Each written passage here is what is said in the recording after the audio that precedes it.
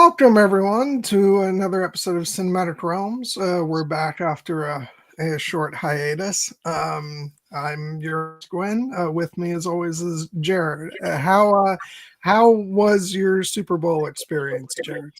You know what? The experience of the Super Bowl is always a delight because it's the one of our last monocultural events where everyone or almost everyone gathers around to watch it, spend time with family. I got to enjoy, some lovely home cooking by my sister and her fiance and my parents, and we had a great time together. And the game wasn't the best. Not one, because it was not that competitive, and two, because a team that I do not particularly like, at being a fan of the Dallas Cowboys as I am, we're not big Philadelphia Eagle fans, but I do have to have tremendous respect for the Eagles as a team because they were dominant and they are worthy champions. So hats off, but now hoping for better next year. Yeah. Hence why I use the word experience, because it was my understanding that the game did not necessarily go well. I will say that I'm actually was a little extra happy this year that I'm not into football, because there are other reasons why I didn't want to watch the game, which we won't go into. Um, but yeah, it's I think it would have been more difficult if I was a big sports fan. My dad is always watches the Super Bowl, so I did not begrudge him watching it. But from my from what I could overhear from him, I understand that he was not pleased with the actual game either. So. You know what? We've had very competitive Super Bowls these past few years. We were due for a blowout, and I'm choosing to chalk it up to the dominance of the Eagles and the Chiefs perhaps not being ready to play. And you know what? The Chiefs were two-time defending champions. Now it's the Eagles' turn, and we'll just have to see if we get new blood in a better game next year. Because that's the big refrain about sports, Gwen. Which you may wonder why we keep coming back when it sometimes doesn't seem the most rewarding, emotionally, and it's because of that old refrain. There's always next year. I mean, I do understand that to a degree, because that has historically been the situation I've been in with the Oscars. Oh, yes. Except I'm already saying, well, there's always next year. Yeah. So we haven't even gotten to it, and I'm like, I can leave this year. Yeah. We'll touch on that a little bit, I'm sure, especially next week when we talk about Nosferatu and how underappreciated we feel it has been by the Oscars, for nominations aside. I will note that I have started to check out some of the movies that I had been saying I wasn't that enthusiastic about, and some of them are better than I would have given them credit for, and some of them are not. Let's put it that way. We'll talk about it more in the mid-roll, but just give me a couple titles of things. I know you had been kind of dismayed about the fact that Anora now seems to be our Best Picture frontrunner. I have watched that movie now, and I will say I actually do think it is quite good. It is not better than Dune Part 2. It is not better than Wicked. It is not better than Nosferatu. But as a Best Picture winner, I do think will be, an acceptable winner, something that Amelia Perez would not have been, because I tried to watch the first 20 minutes of that movie, and I'm just like, I cannot do it. I can't do it, especially knowing let it start. Yeah. Have you seen Conclave yet? That's next on my list. That one actually I'm looking forward to. I think that'll be good. Some of them are like I have to go see Complete Unknown in theaters. I'm waiting for The Brutalist to become available. I've heard good things about I'm Still Here and Nickel Boys, but it's mostly just I am relieved that it's not going to be Amelia Perez and Anora. I think if it is the winner, we'll be fine, even if I would rather it be, Dune Part 2 or Wicked or Nosferatu. Yeah, I don't know. For whatever reason, if Anora is a really good movie, it could have used a better trailer. Is all. That I will just say up front, if that is your hang up, the movie is much, much better than the trailer. Okay. Yeah. Right now, just based on what I've seen, Conclave would be my acceptable Best Picture winner. It's not the best I've seen all year, but it would be a respectable winner. But yeah, it is what it is. Yeah, Mother Rowan chiming in. Conclave rocks. Yeah, I actually do think it's an excellent film. It's the kind of movie that years ago when I was really into Oscar watching and sort of prioritized the movies that were up for awards. That's a movie that would have been it would have been on my top 10 list. I would have been saying this would be a great winner. In recent years, I've kind of more adopted the attitude of actually I don't give a shit about all of that, and I will champion the movies that I, as Denis Villeneuve would say, deeply loved, regardless of whether or not they're, quote unquote awards worthy, whatever that means. But that said, I did love Conclave. I thought it was fantastic. So if that, I don't think it will, but if that pulled out a win for Best Picture, I'd be like, okay. Wouldn't be my choice, but I think it would be a good winner. But yeah, I don't know. We'll see. I'm really caught between I don't really want to watch this year, but also Conan O'Brien is hosting, and I don't want to miss out on Conan hosting. So I don't know. It's up in the air right now.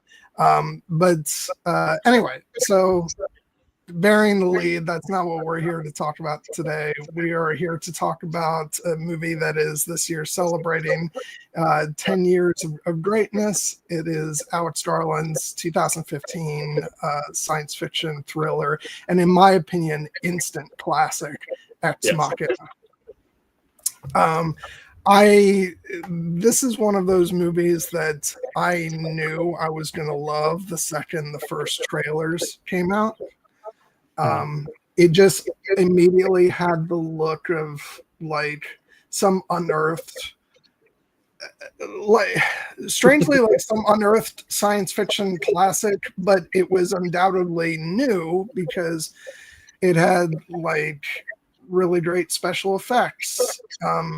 Which I say special effects, its special effects are really quite limited. And that's part of what makes it so brilliant. And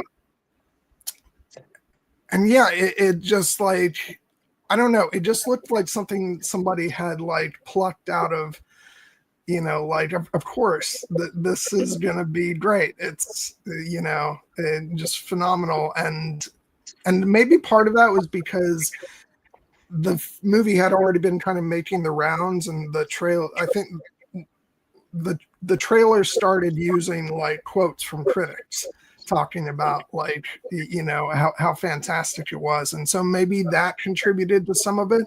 But it just it seemed like Alex Garland just plucked out of thin air this amazing sci-fi classic movie, and his first, it was his directorial debut, and it's man, if this is how you're starting, that it's not every director that has a directorial debut like this, and I just, it's still one of my favorite films in recent memory, 10 years on. And yeah, and this, even though this wasn't the first thing I had seen her in, as we both know, this was Alicia Vikander, I feel announcing to the world that she had arrived, and because she gives an absolutely amazing performance in this, as do Domhnall Gleeson and Oscar Isaac, who in their own ways were announcing their arrivals. Again, not their first films, but it does feel like this was the beginning of a, you know, a sort of new wave of sort of acting heavyweights almost. And this was like a preview of Oscar Isaac, you know, because he would show up just a couple months down the road with a little movie called The Force Awakens.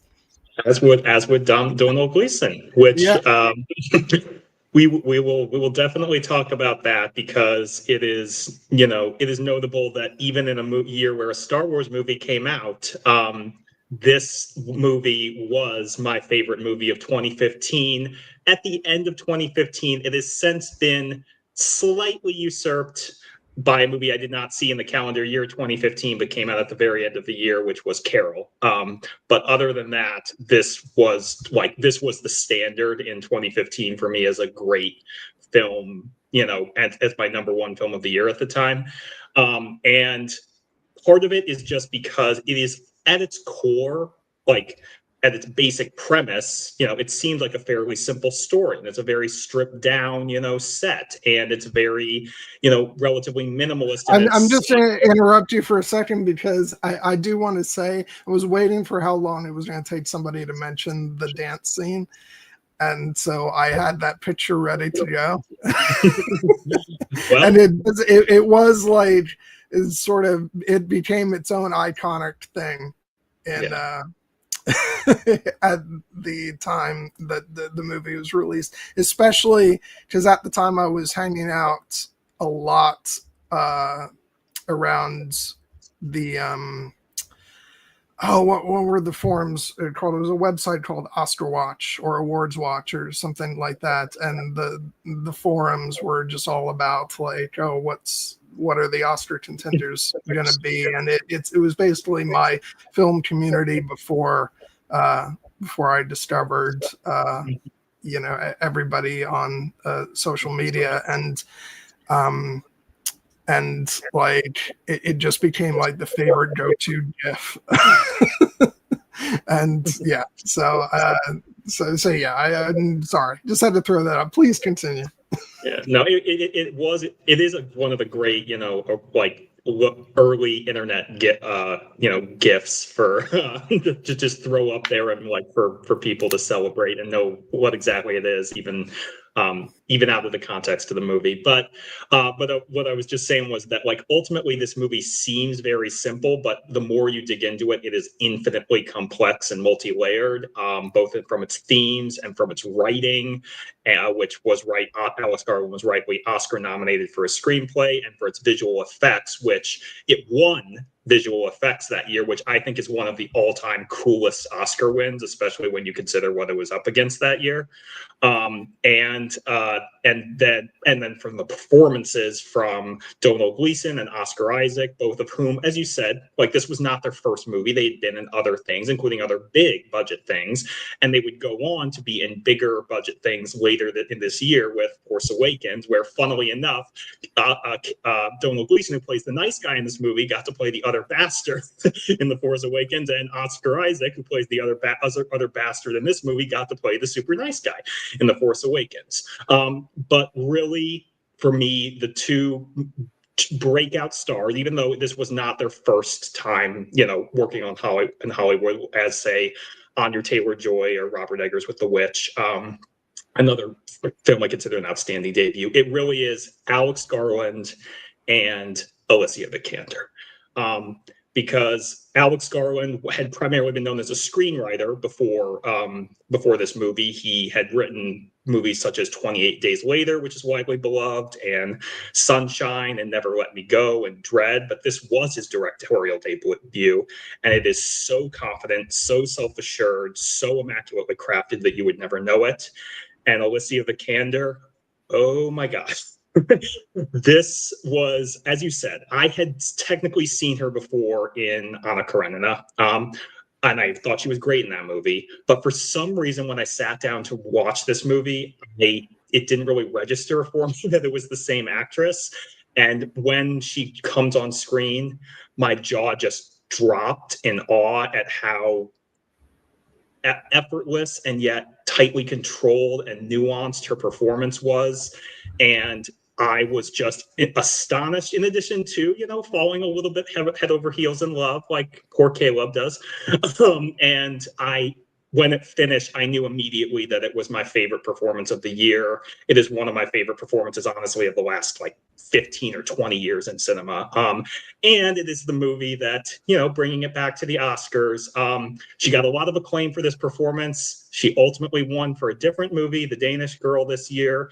I tend to think that this is the movie that really got her the Oscar. So, it's one of those years. It's one of those things where you're like, to borrow a phrase from Deadwood, that this is kind of a lie agreed upon, right? Yeah. That she got nominated for The Danish Girl, but everybody agrees that it was for Ex Machina, right? so you'll never convince me of any different. I remember hoping fervently, because it seemed like such a lock, that she would get nominated for The Danish Girl, and indeed she would go on to win, that she would get double nominated, and they would push her to lead in The Danish Girl and have her, so there would be room for her in supporting for Ex Machina. Ultimately, that did not happen, and she went on to win for The Danish Girl, which, I'll just be up front, is a movie I do not care for. I think she's the best part of it by far. But this movie, coming out in the same year, I ultimately just feel like it's a recognition of her work in that year, because we see this a lot where actors have multiple great performances in one year and only one gets nominated. You could even say the same for someone like Timothée Chalamet this year for his astonishing performance in Dune Part 2. He ultimately gets nominated for A Complete Unknown because it's the more Oscar-friendly movie. But if you were to win, I would kind of think it's for both. And I think it's the same for Alicia Vikander. Yeah. I actually did know that she had been in, I knew it was the same actress from Anna Karenina, just because such is my obsession with every single Keira Knightley movie that I know the names of all the lead and supporting players in any one of those movies, and I recognized her from that, even in the advanced trailers and stuff like that, and I was really looking forward to it, because it's especially, I think, probably adding to why I knew it was her is because it was also the reunion of her and Domhnall Gleeson, who were played opposite, each other in Anna Karenina. Talk about a double feature, man. Yeah, things work out better for Kostya in Anna Karenina than they do for his character in this film. Oh yeah, poor guy. But yeah, so I was really eagerly anticipating this, and in a way, it almost kind of does set you up with sort of expectations about where the characters are going to go at the end of this film, and it's not it's not quite how it works out. So yeah, I was just really excited because obviously, it's always very interesting to watch those people sort of come out of nowhere and sort of surprise you, as Alicia Vikander did in Anna Karenina, and then you sort of watch as they get more, sort of higher profile performances, and just because what was really interesting about this movie was that she was obviously at the center of the film, but also the whole promotional campaign was centered around her. There was they set up the website called www.meetava.com, to sort of make it a sort of real world, kind of like it was a real world artificial intelligence. And it's so this movie was a big deal for her, even if it was not the movie for which she was ultimately nominated. This is the reason why she was nominated. And yeah, it's just, yeah, I don't know where to start to just be raving about her performance or the movie as a whole. It's one of the most thought-provoking science fiction films ever made, and somehow has wound up being even more timely, obviously, as we're talking about it right now, than it was back then. It seems a bit less like science fiction now than it did 10 years ago, which is frightening.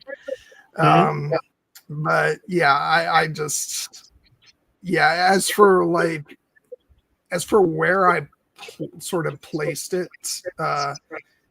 that year amongst sort of the pantheon of movies, I remember, because on a technicality, it's actually a 2014 movie, even though it came out in theaters in 2015 and was nominated at the 2015 Academy Awards. But I think actually its first release was in 2014. So it was UK only release then, 2014. Okay. I used this is how serious I was about my ranking of movies. 2015 was such an amazing year that I used that as a technicality to push that onto my 2014 list, which was less crowded. And so much that I want to make sure that I put it in like a top 5 for a year. I know I'm ridiculous, people. Sorry. But I did the same with the 2020-2021 year, where technically my favorite movie of 2020, a sparse year for obvious reasons, was a movie that came out in 2021, but I technically said, like, you know what, it was Oscar eligible for the 2020 Oscars, so Judas and the Black Messiah, that is. Oh, you have no idea like how much easier things would have been for me if Dune had actually been released in 2020 like it was supposed to be. Real first world problems we got here. But yeah, it's just, it's such a monumental film, and obviously Alex Garland hit it out of the park with his sophomore effort too, which we'll talk about at some point and not too far in the future. But for me, like, this is the one that's always going to hold a special place in my heart. It's just like, it hit me like a thunderbolt when it came out. And yeah, I just think it's amazing. Yeah. Yeah, no, I think it's a triumph that was, as you said, kind of an instant classic, and it's one of those movies that has held up over the course of the past 10 years, and if anything, only gotten more chillingly prescient in the subject matter, and specifically the way of it interacts with that subject matter, because there have been plenty of movies about artificial intelligence before this movie.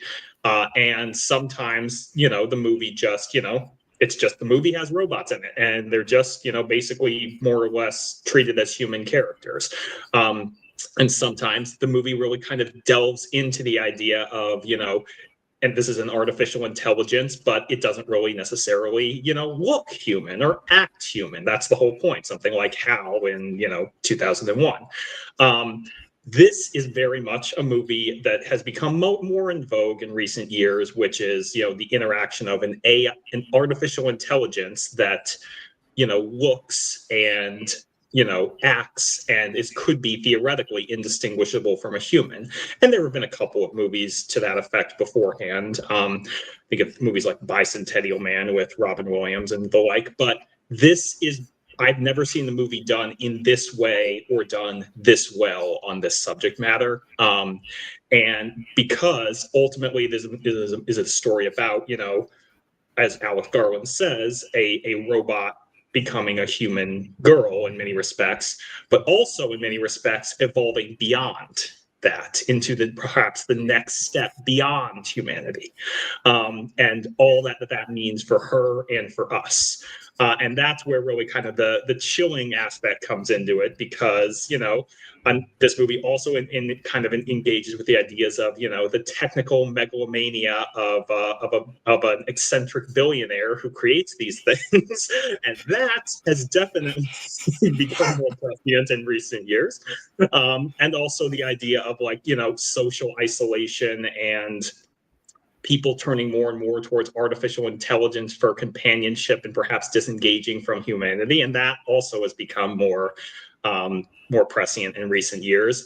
And for instance, a movie that came out just the 2 years previous, I think, was the movie Her with directed by Spike Jonze, starring Joaquin Phoenix and Scarlett Johansson, and that is a great movie.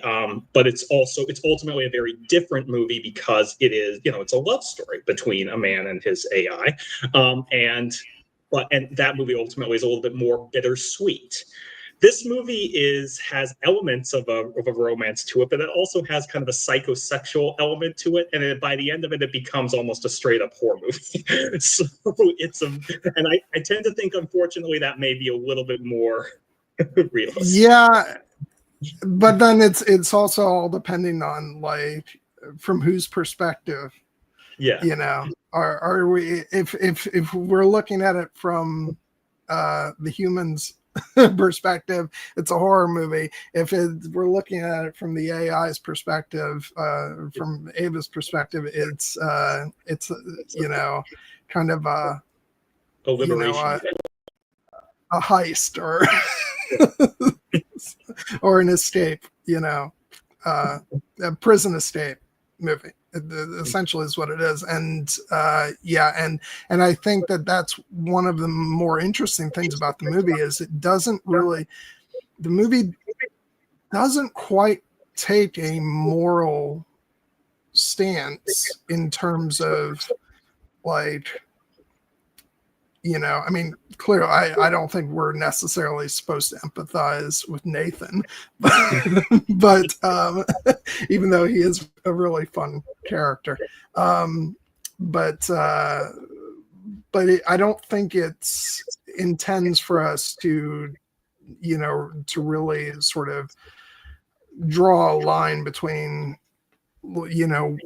at the end of the film whether we are aligned with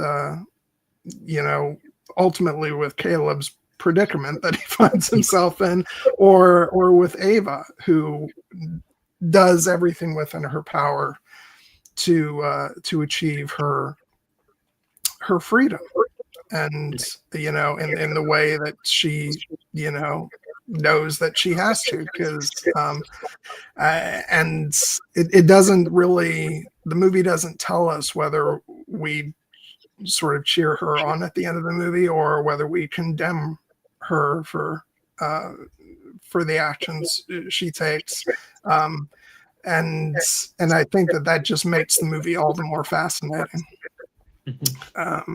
And yeah, but we can get more into that when we work up to that point. But I just found it really interesting, and also how my own viewpoint on that has changed. I remember when I saw the film initially 10 years ago, I was like, oh, damn, Caleb didn't deserve that, and he doesn't. but also I think in the experiences that I've amassed over the past 10 years and sort of my understanding in the world, we don't necessarily know what a fully conscious AI feels, but it has come into my awareness more so the world that women face, and that obviously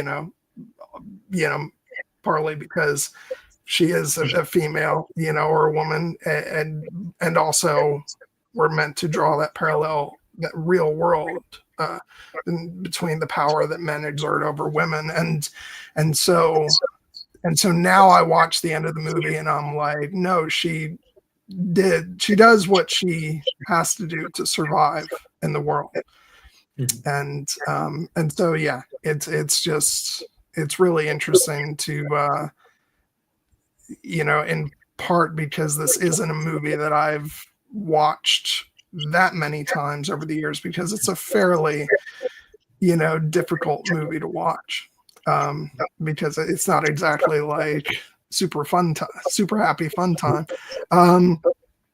And so I think the time between viewings has allowed me to really sort of chart my own understanding of sort of issues in the world and the way I view things. So yeah, I found that really fascinating watching it today.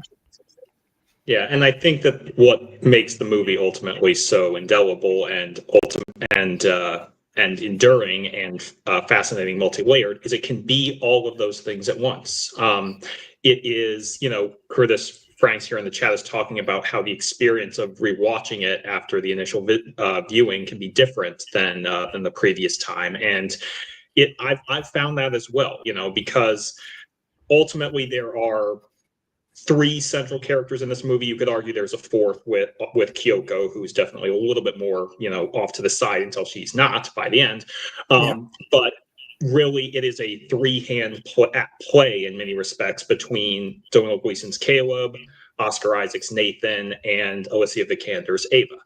And an interesting exercise I've found when I've gone back to rewatch this movie is trying to put myself in aligned with the perspective of each of the characters, which, because the movie on your first watch, your sympathies and your instincts about who the protagonist is are naturally going to go to Caleb, because that is who the movie starts with. He is the most traditionally coded as a protagonist, even though, as Alex Garland notes, he is a little bit more passive in the beginning than the traditional protagonist would be, but that's part of his arc, or ultimately choosing to falling in love with this robot girl Ava and wanting to liberate her out of what really the goodness of his heart, and following his heart. I mean, perhaps he has more selfish motivations, but he ultimately he's doing this because he wants to help her escape.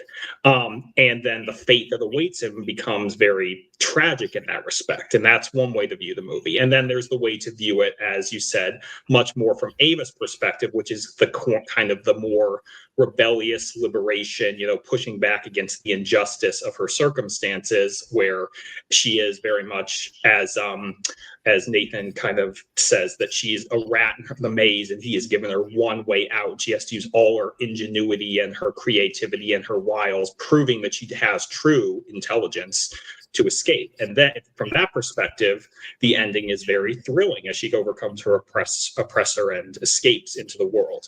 And then if you want to challenge, you could look at it much more from Nathan's perspective, which I've tried to do. And it's probably the most difficult perspective to enact, because he is kind of, again, treated more as like the technological, eccentric billionaire. But you could see it much more in if you try to empathize with him, of this guy who has always been kind of, in many ways, a step above or a step apart from the rest of humanity because of his genius level intellect, trying to create something, the next evolution of, humanity, both because he can and because he thinks, he's doing, in many respects, a good thing.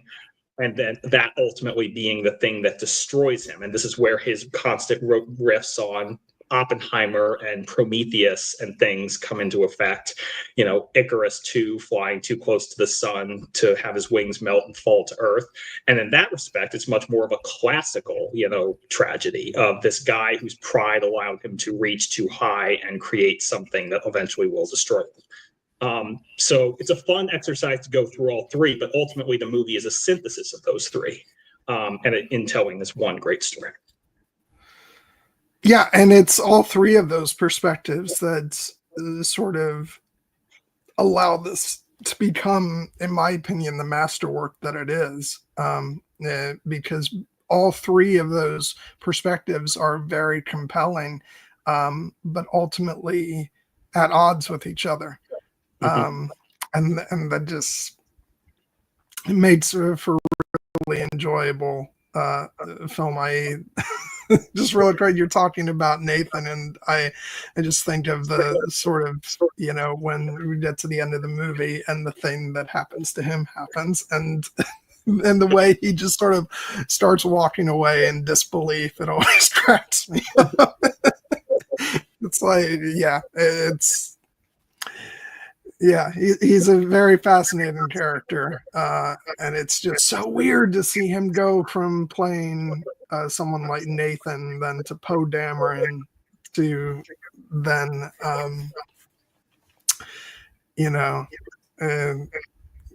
to the character that that we now know him from Dune, the Duke Leto, and it's. I gotta say, he really, as much as we're going to rave about, mostly about Alicia Vikander in the stream, it's like Oscar Isaac is someone who over the years has just like continually impressed me with his versatility and just his just awesome talent. So and I don't want to undersell Domhnall Gleeson either, because he's like, you watch him in this and then you watch him in the Star Wars films, and that's a total rather, not only because he gets to play in Star Wars fascist monster, but also one who's quite a buffoon.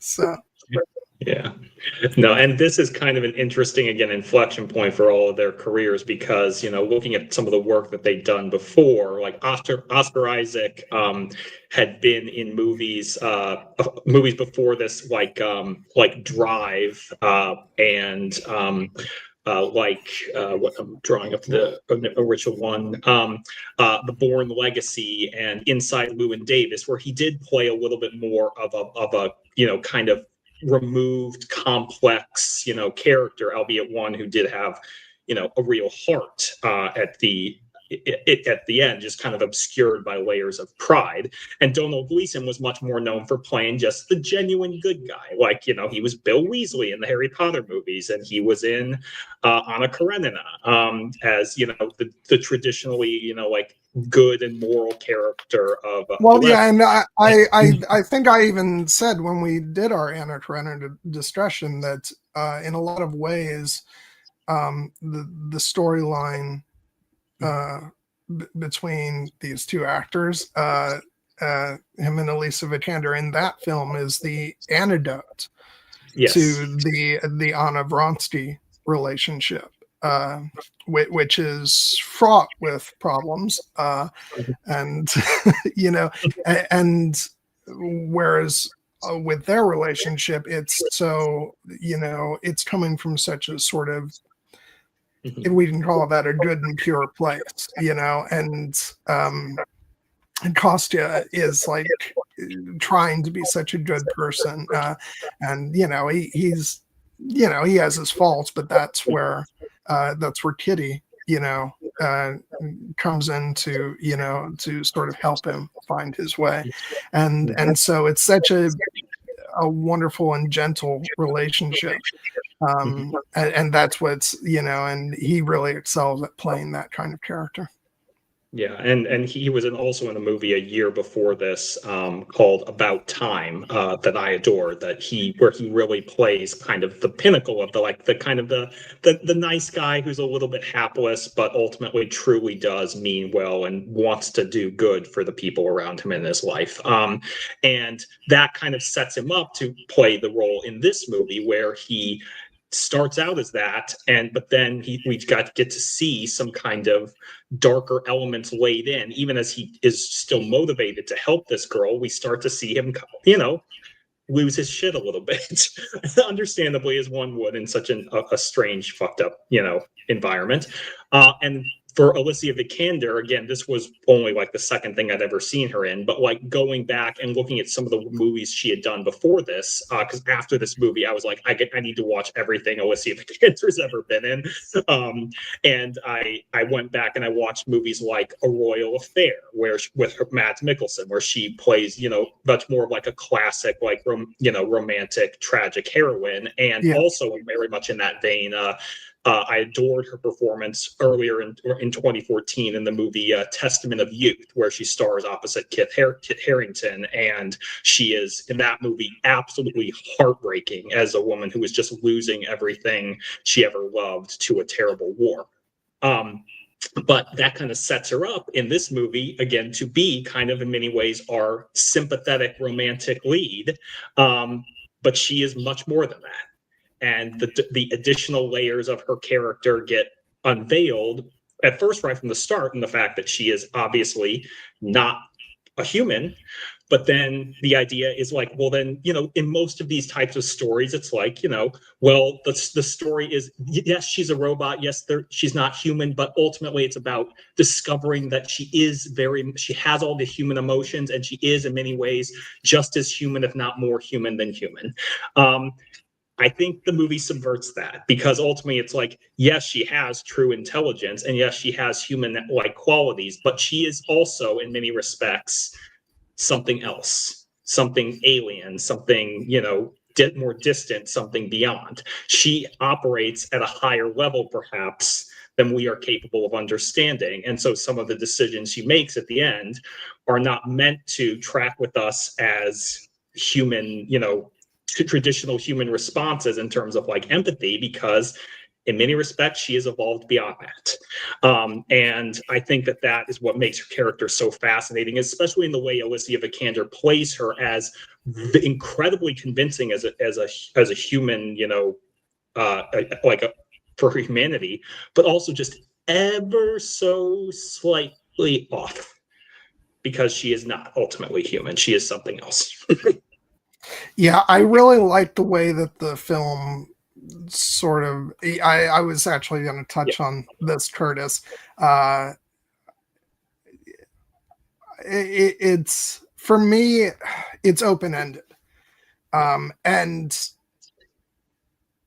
I don't think neither do I think it's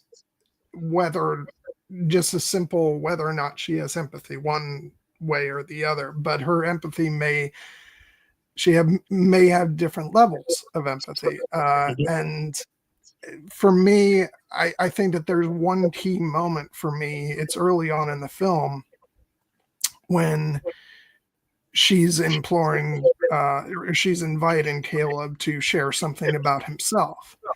And he talks about his parents dying in I think is it a car crash? Yes.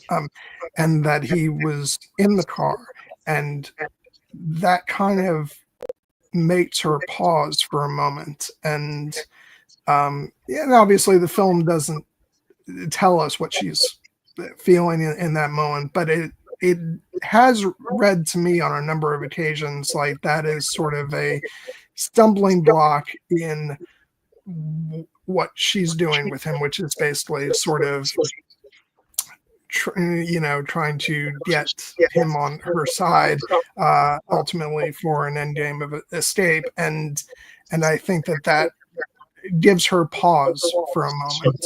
It sort of interrupts what she's doing. I feel like you can see that on her face. Now, that's just my read of it. You can have a different read, but that it implies to me that she does feel something that could be potentially unease about what she's doing, because maybe she feels sorry for him in that moment potentially.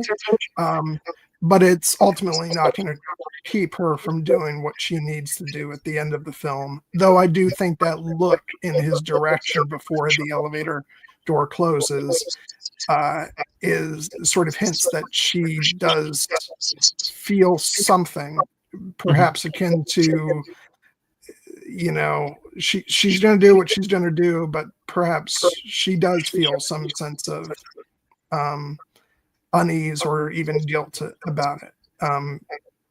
But the film doesn't tell us one way or the other. It leaves little things like that allow that operate as hints to the viewer to interpret in what way they will, just as I've interpreted the way I do.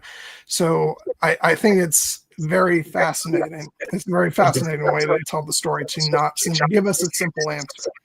about that one way or the other. No, I share your read, particularly on that one scene that you mentioned, because it is, as you said, kind of an early challenge for Ava in her attempts to connect with Caleb and, develop, have empathy for him and ultimately, get him to have that response to her in turn. Because when he shares the story about his parents' death and the fact that he was there, he watched it happen, he was also grievously injured, and when that happened, as you said, you see Ava pause and she's kind of like, I'm sorry. And it's because she recognizes, based on from what she knows about human connections, that yes, this man is sharing a story about he lost someone that was important to him, that he loved. I should feel bad about that. I should feel sympathy for him. And she does convey that. And perhaps she does feel that. But it is a concept that in many ways is somewhat foreign to her because she does not have her own frame of reference on it. It's a kind of thing where she can understand it intellectually, but she doesn't have true parents like Caleb did. Her father, in many respects, is Nathan, who she has a difficult relationship with at best. She never had a mother figure. And she also, she was not, born and raised in that same way, so she doesn't necessarily know what it's like to lose someone like that.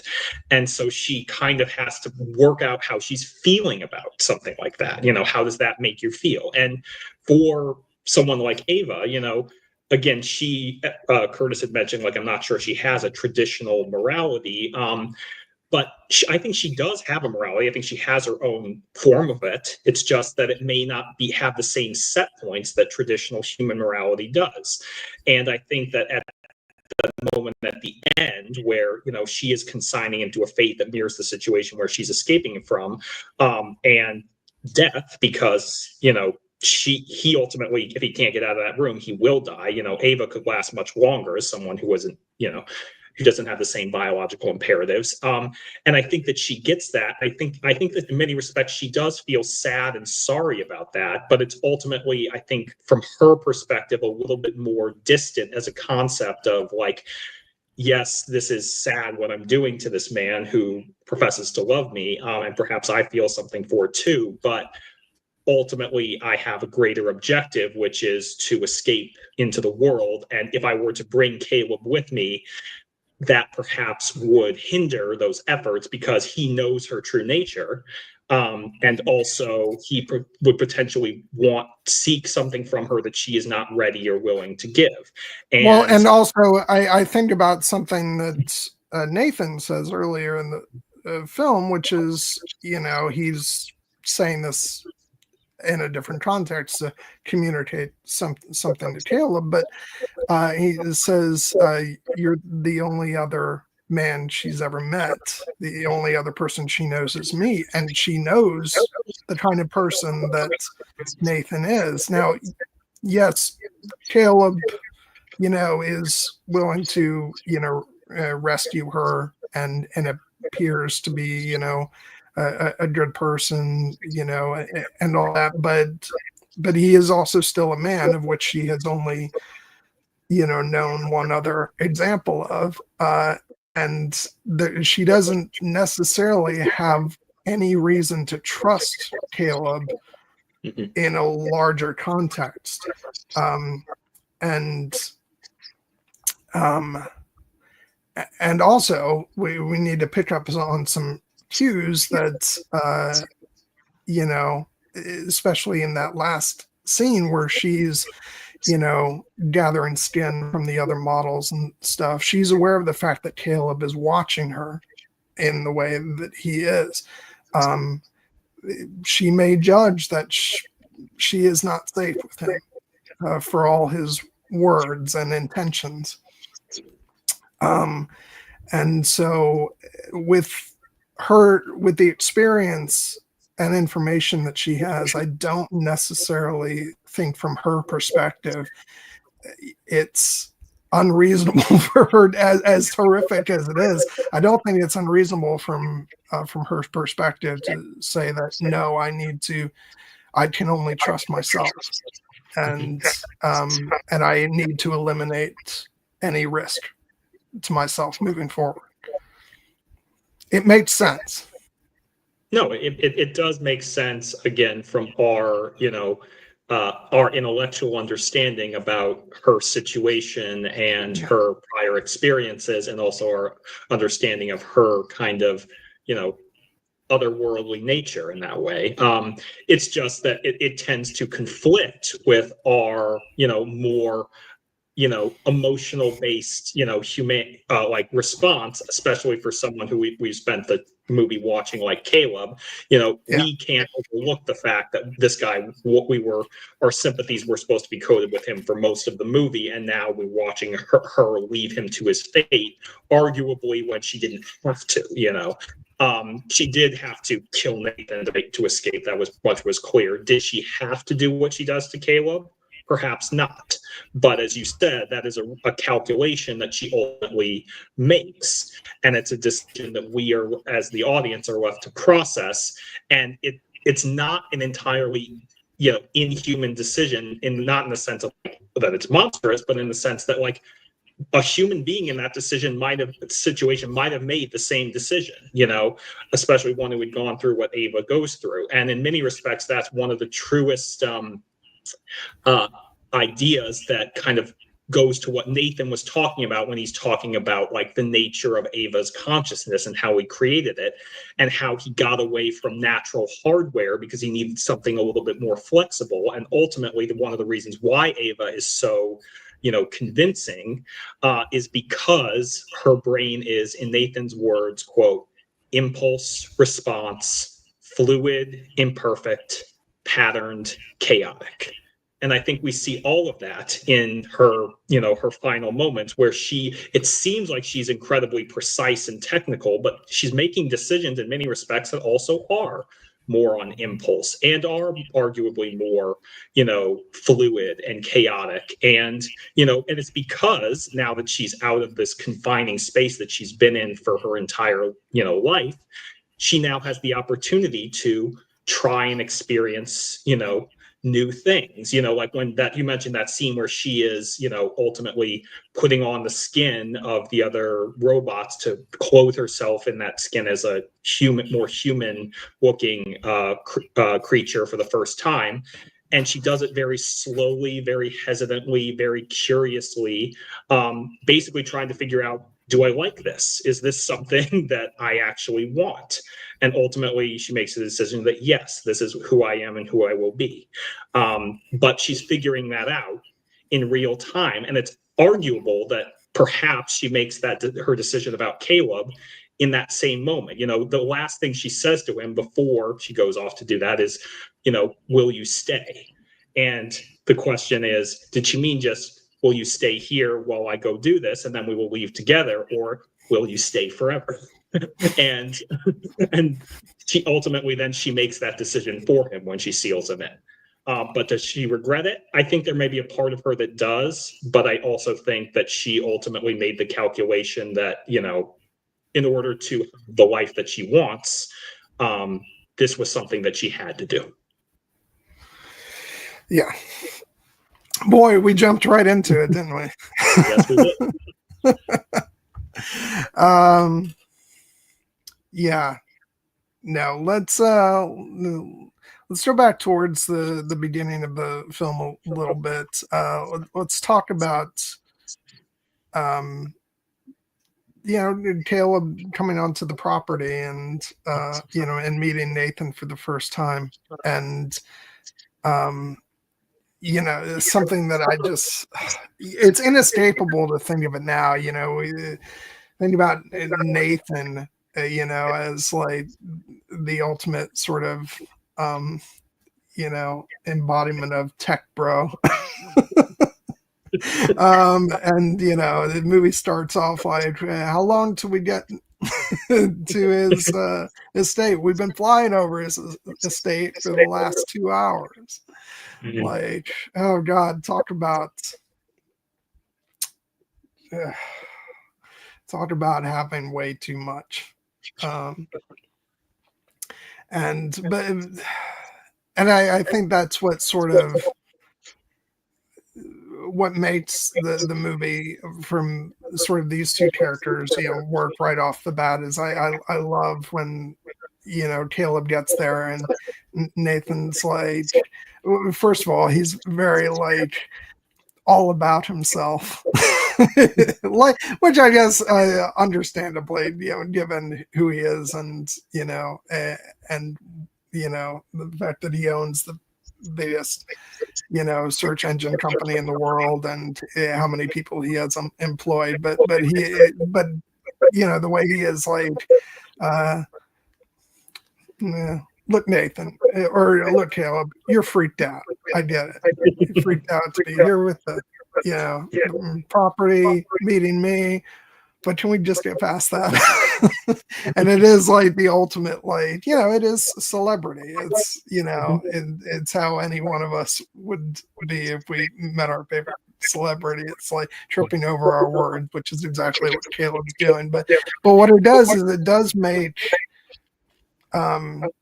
it does like imbue Nathan with this, like, this dichotomy of like someone who's obviously very all about themselves and has a lot of ego, but also is friendly and fun and kind of likable in a way, and that sort of sets us up for their dynamic throughout the movie, and especially early on. And I love when he's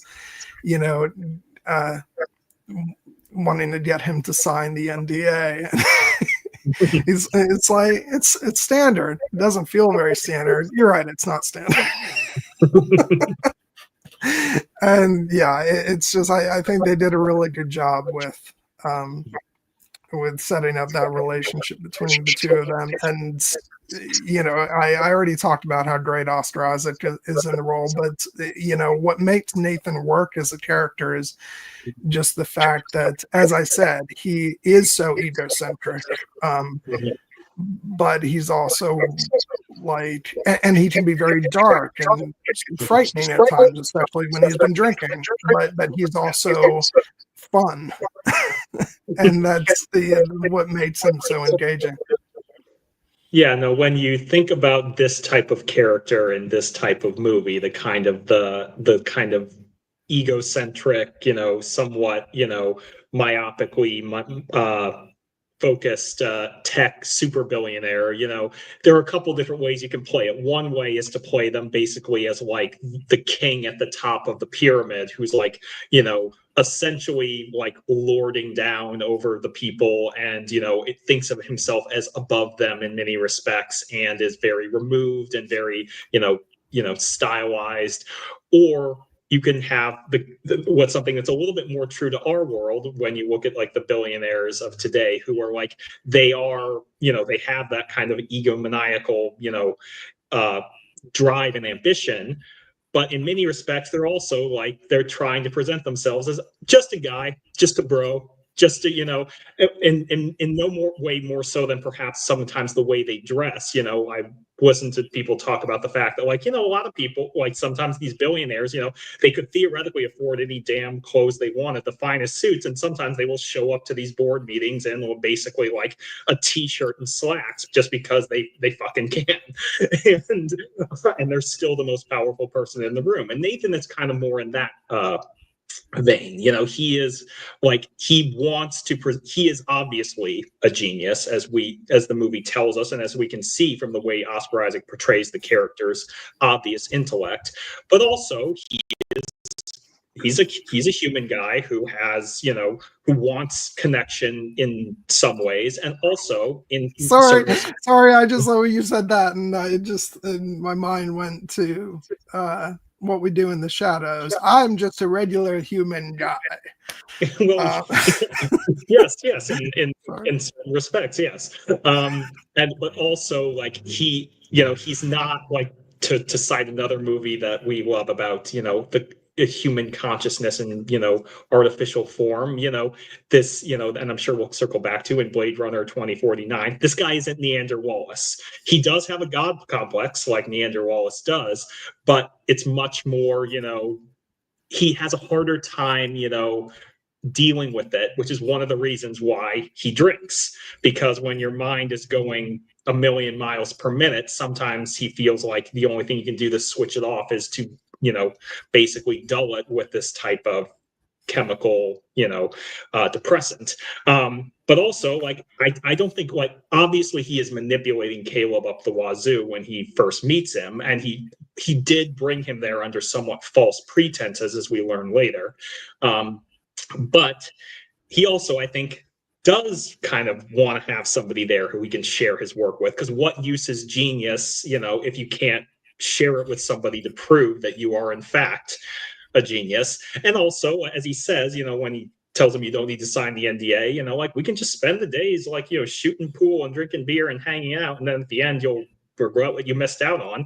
And I think he probably would have done that with Caleb if Caleb was like, what, I'm not signing this NDA. But obviously, Caleb has a little bit of that ambition in him too. He wants to see behind the curtain, and so he does. And also remember that Nathan has his full profile, so he has a pretty good idea of that he's going to go ahead and do it. And that again is something that, like, was very prescient, in this movie to what we're now dealing with. Nathan's sort of understanding about the true value of information gotten from search engines, that it's not what people are thinking, it's how they're thinking. Yes, that's great. And that's something that we are very much now aware of that these companies are doing. Mm-hmm. Yeah, no, I mean, as Nathan says later, if a search engine's good for anything, whether it's, the pornography profile or their, your impulse instincts, Nathan is the one who sees that. He sees that, as you said, like, the more short-sighted, business type might just be like, oh, we have access to all this data, let's just use it to, basically reverse engineer what people want and give it to them so we can make money. But Nathan is looking forward. He's looking to the next step in that evolution. If only that had been true, that the business types hadn't been thinking about that stuff, but now we know that actually they are. in so many ways, but as we can see, sometimes, these billionaires, even though they profess to be geniuses, the way they go about things is not that subtle and not that effective. Oh yeah, well, it's not them doing it; it's the people they hire. So. Oh well, yeah. I mean, not who could have ever envisioned that a 19-year-old, freshman at Northeastern could potentially, not have the greatest understanding about why certain government systems work the way they do. Yeah. Who could have ever thought that would be the case? But in terms of the, this character of Nathan, he is, I think, meant to be a little bit more, I tend to think he's a little bit more evolved than some of the more banal billionaires that we have today. And unfortunately, their banality can be, more effective in our world. But for a story like this, where Nathan really is trying to essentially push the boundaries, he is, in many respects, a visionary in that way, because he does, he takes that next step.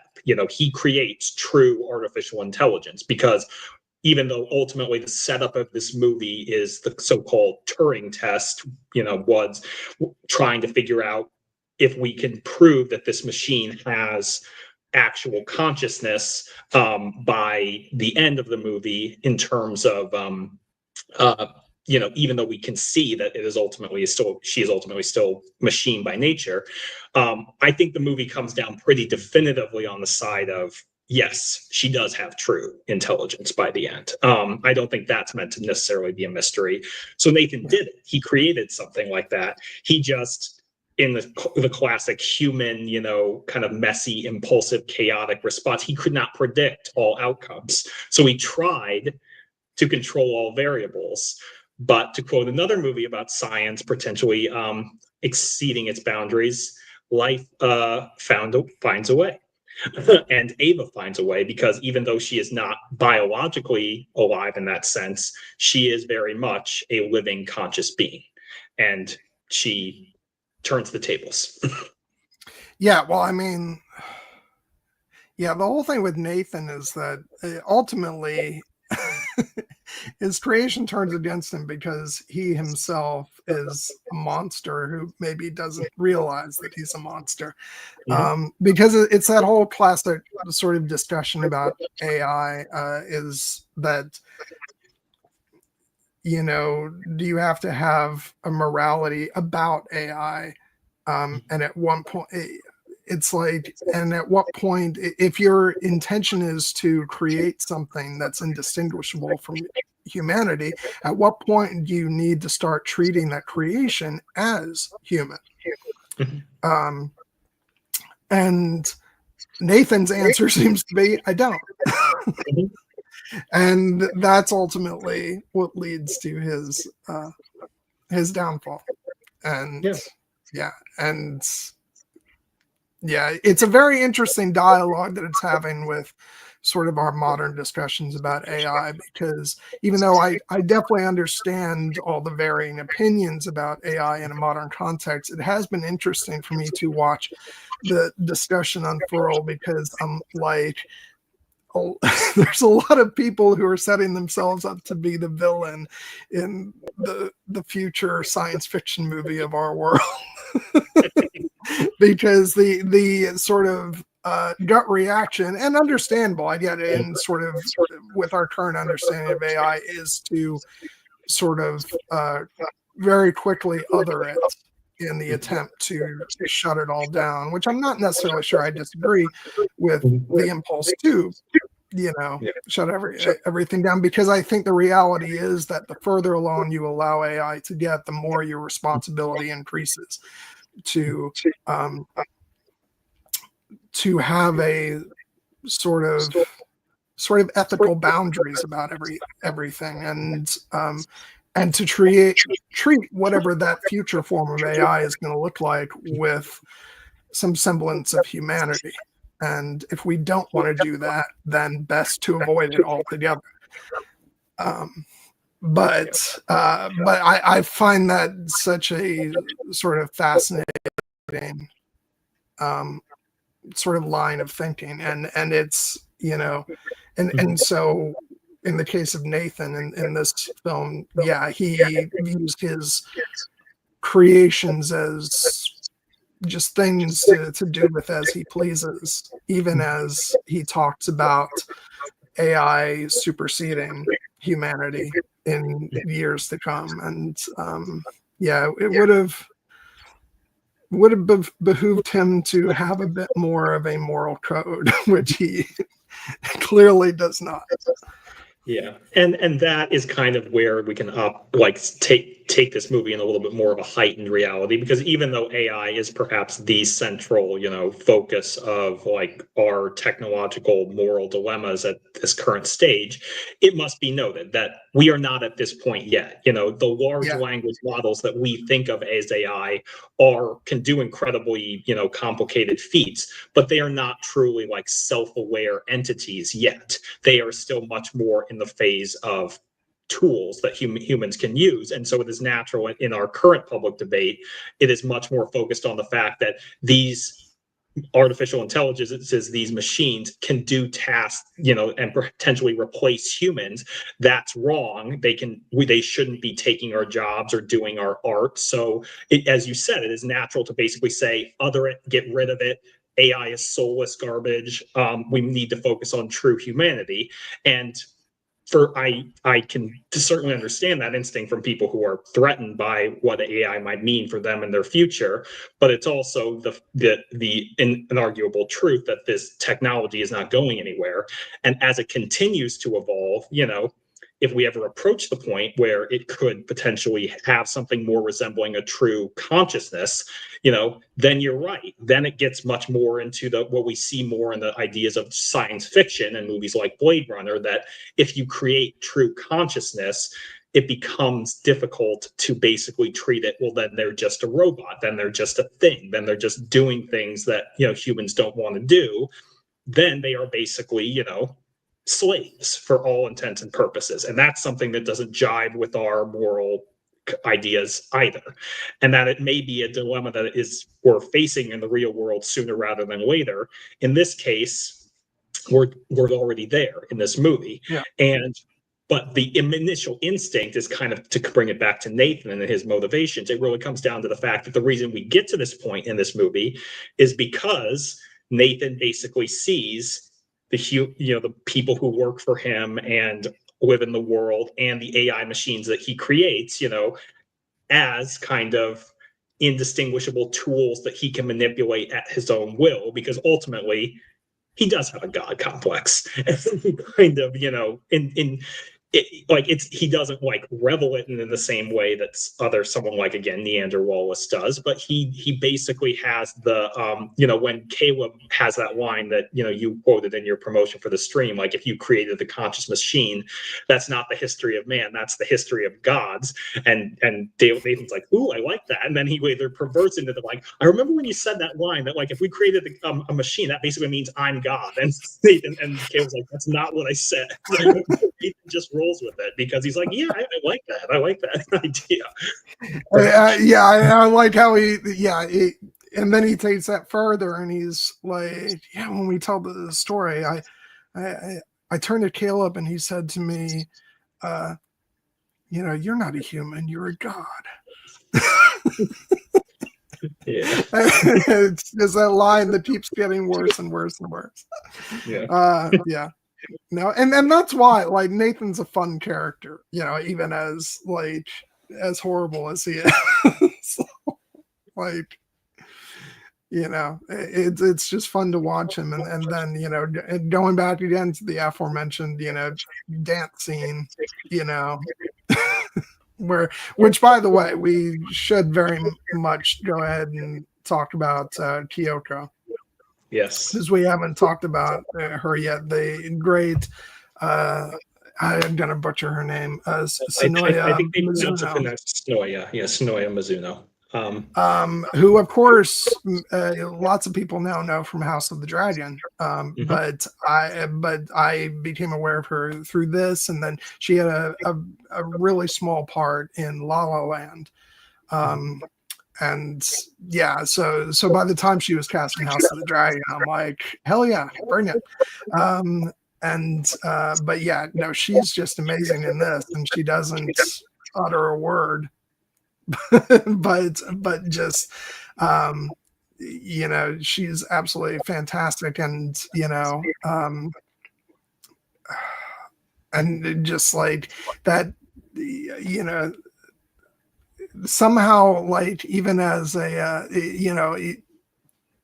obviously, as we come to learn in the movie, she also is an AI, and like I said, she doesn't say anything, but just what's on her face like screams practically, and it's just, it all builds up to the end of the movie, and it's just so such a wonderful performance.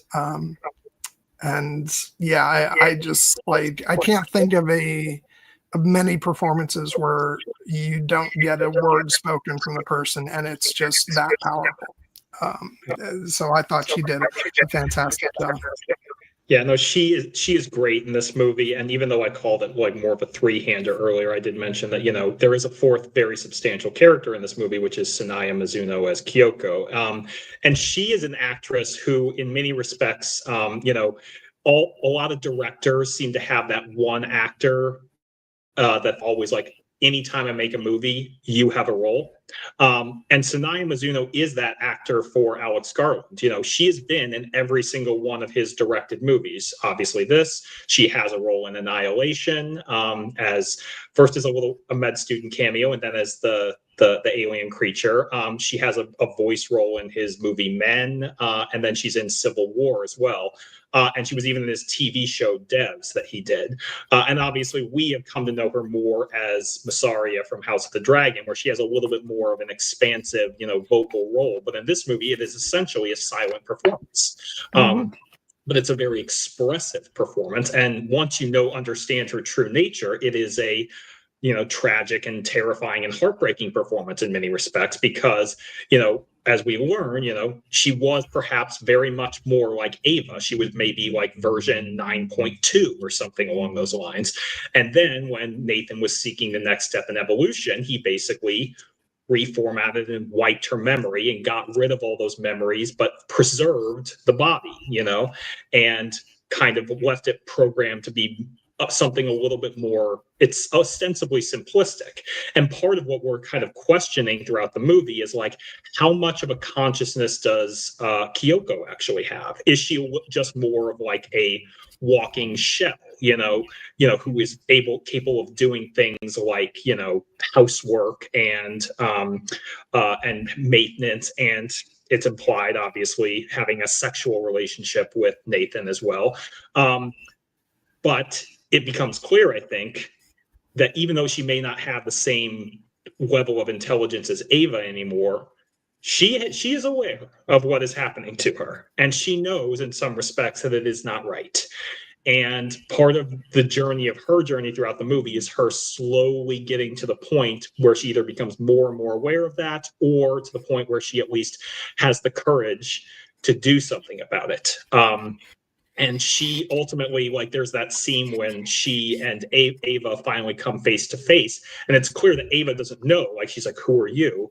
But then they look at each other and they kind of process each other and take it in, and they realize we are kindred spirits. We may not be exactly the same, but we faced similar circumstances. We are similar in nature, and that becomes, in many respects, a bonding moment for them, because Kyoko ultimately, it must be noted, essentially sacrifices herself so that Ava can escape.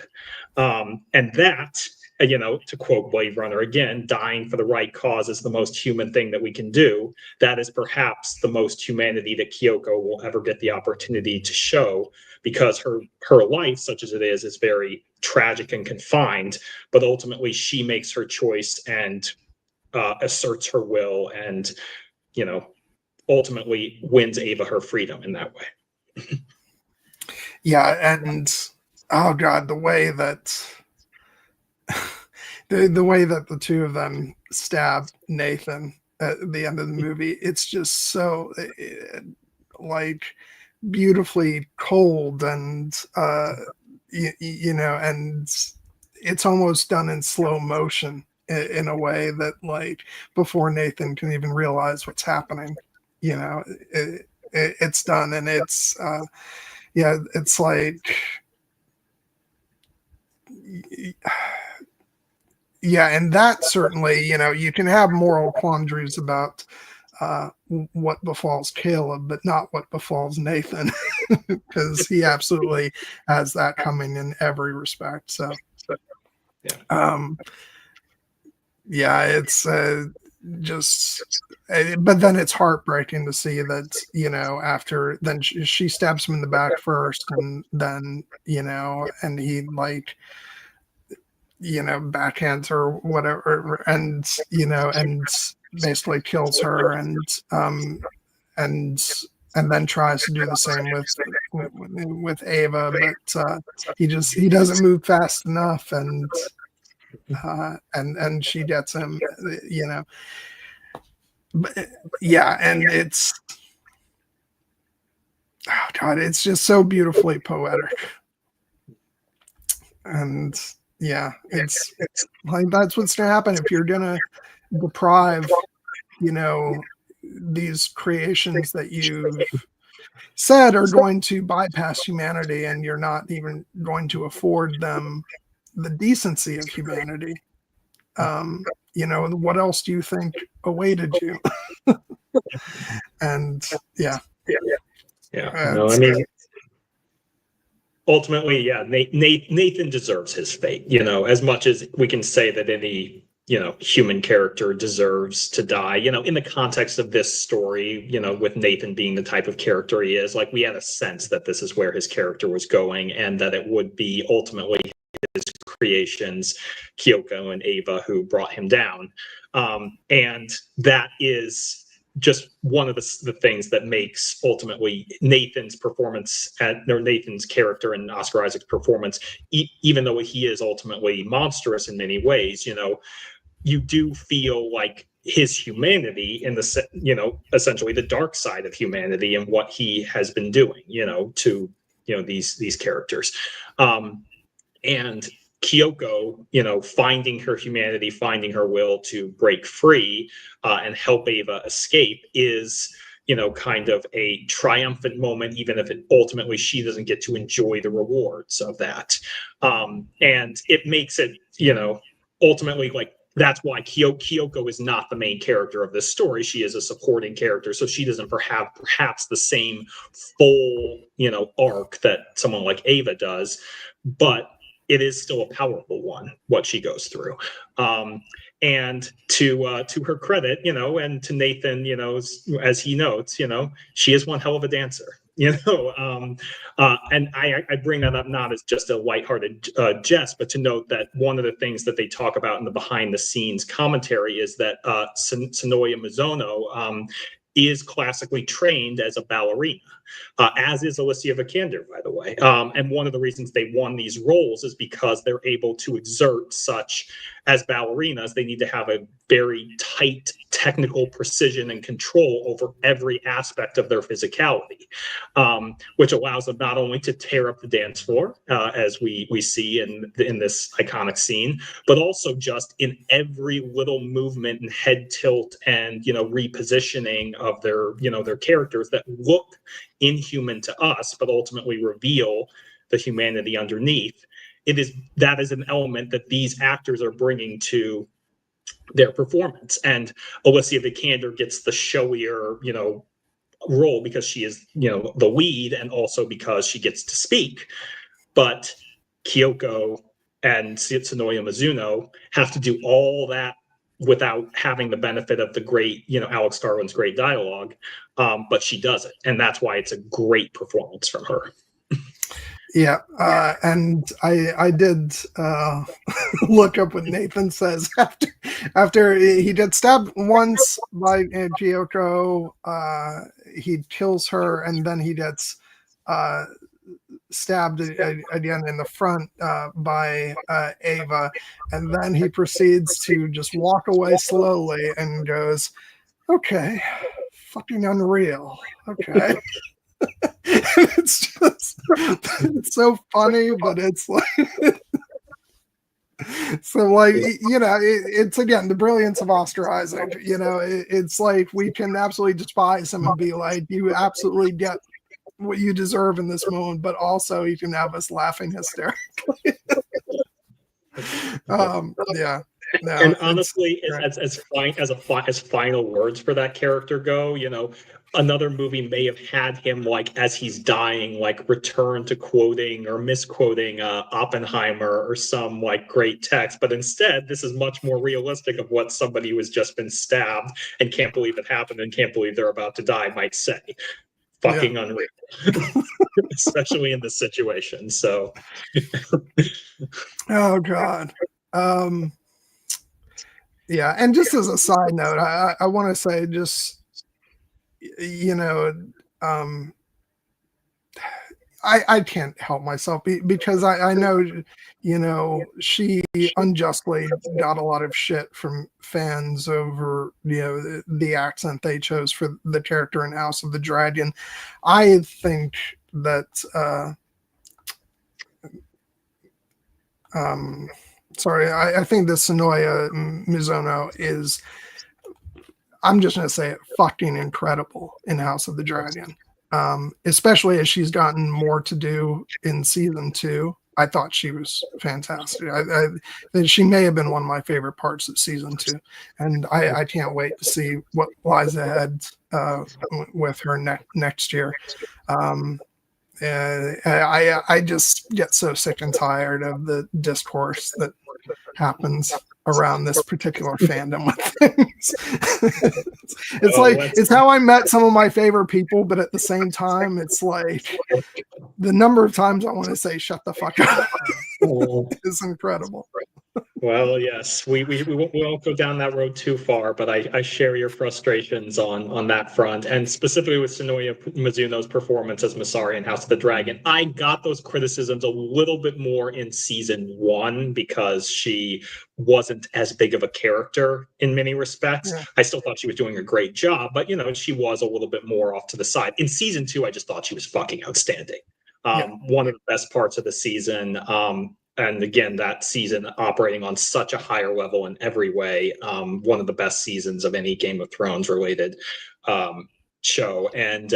And I hope we see much more from her going forward. And I hope that she and Rhaenyra can have at least a few moments where they can actually, do what they want to do and be happy as Queen and her lover might want to, because they deserve it.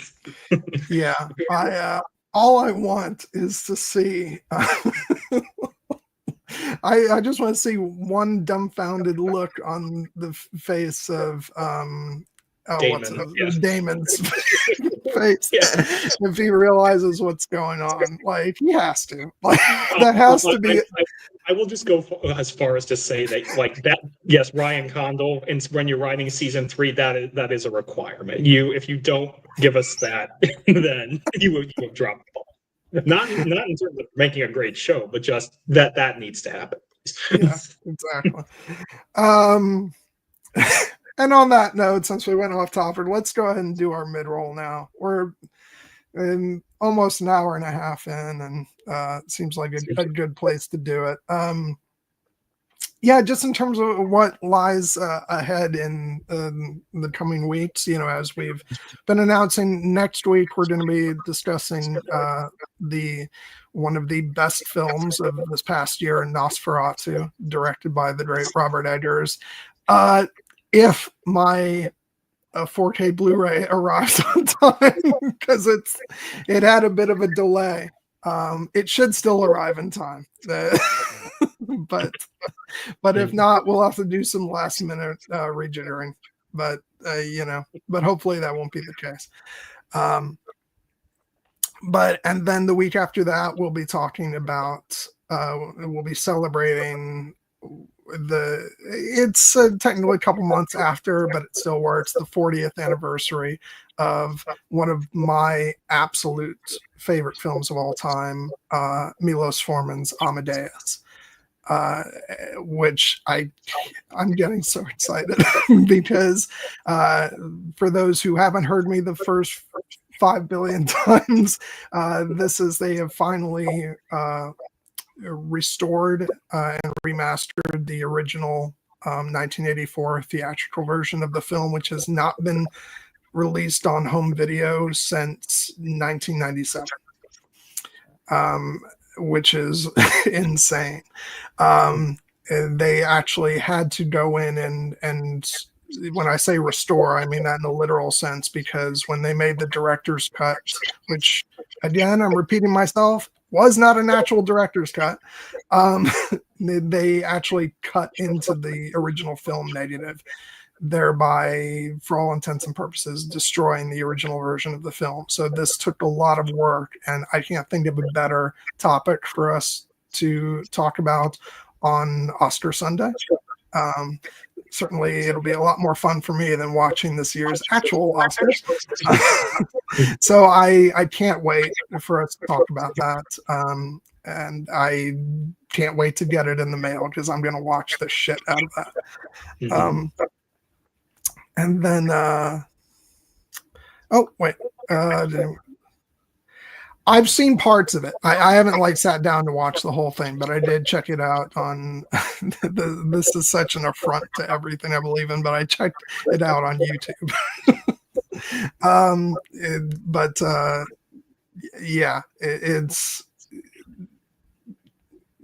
So I haven't seen the whole thing, but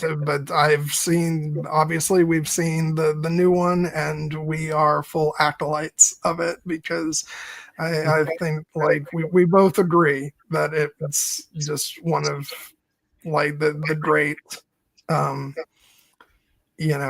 horror movies in recent memory, and just beautiful in every respect. And I think we both are contending with where it places on our list of Robert Eggers films. Just because we both have our own unique favorites, and I think we're kind of hesitant to dethrone our previous number ones, but there's no need for that. We're not in a rush. No. I mean, I honestly, I'll just own to the fact that, like, well, one, to answer Mother Rowan's question, yes, I'd seen the original Nosferatu like many, many years ago. I'm actually going to make it a point to rewatch it this week before we talk about Nosferatu next Sunday, because I want to have that point of comparison. Obviously, the original is a timeless, and indelible film that had incredible influence on cinema, not just for Robert Eggers in this adaptation, but for many, many directors. But I won't lie that, like, I think to my modern sensibilities, I think that Robert Eggers actually like leveled up and made the story even greater with his adaptation. And I've rarely been more excited to have a discussion on this channel, because every time, unlike Gwyn, who is, a purist who was going to wait for his Blu-ray copy, and I ordered mine too, and mine's on the way. I did buy the digital version of Nosferatu, and I've watched it at least twice more since I saw it in theaters, and it just keeps going up to the point it is challenging The Witch, which is my personal favorite of Robert Eggers' filmography, for that #1 slot. But again, Robert Eggers does not miss. I love all 4 of his movies, so it's fine company indeed.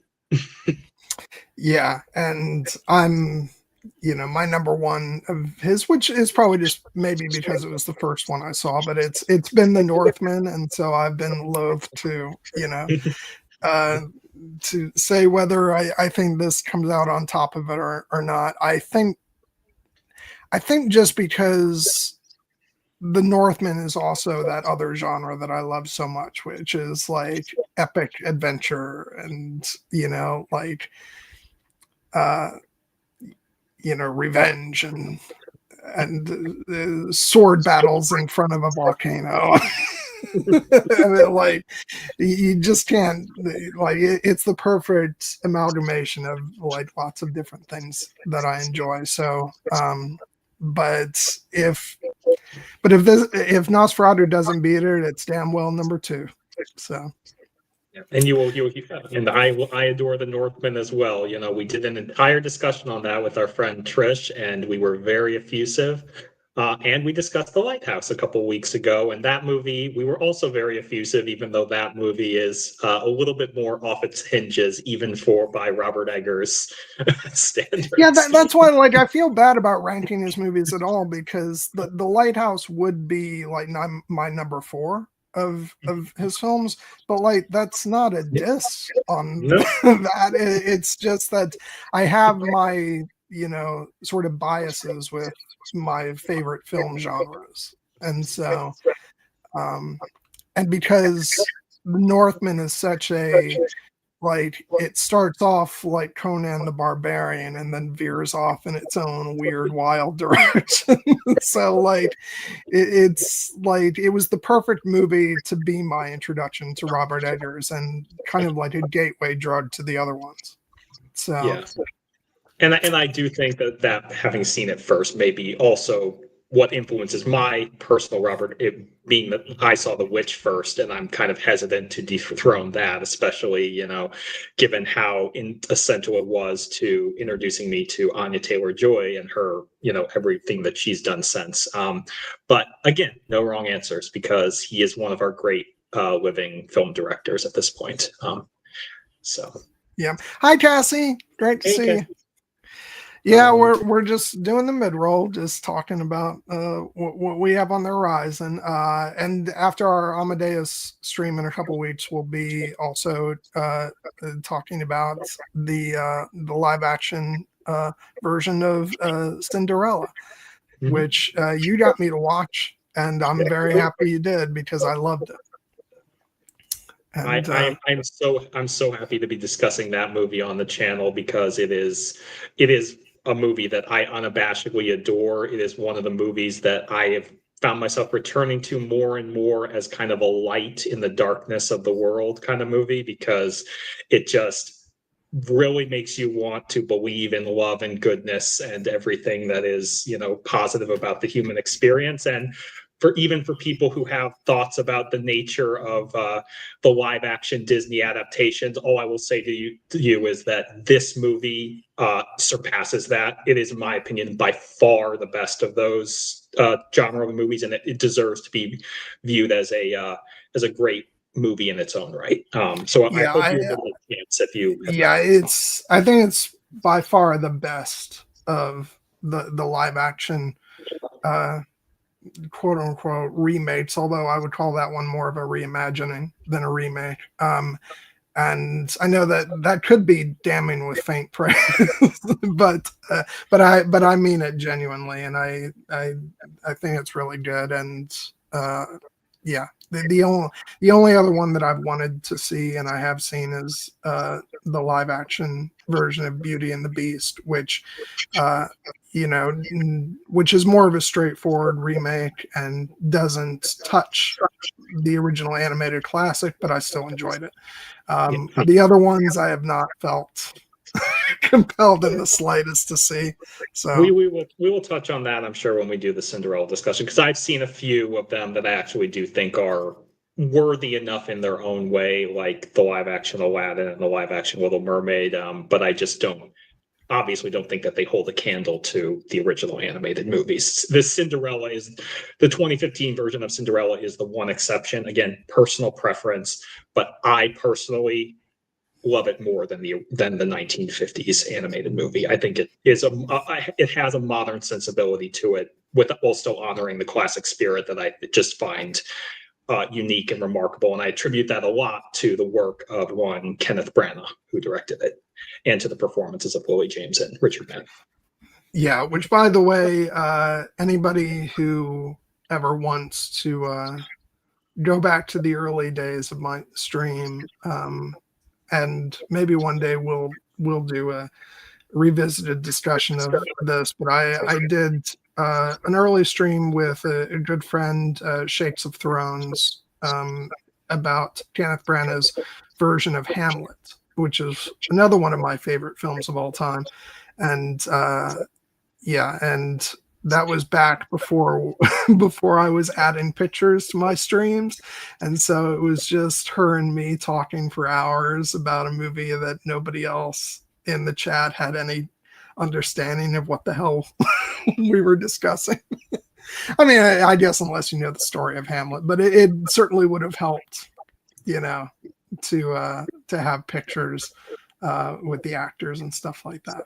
But that's an excellent film, and and for most people cite his Henry V as like the iconic Kenneth Branagh Shakespeare adaptation. For me, it's Hamlet. I think it's by far his greatest achievement, and yeah, so I highly recommend both the movie and the stream for anybody who's interested in that.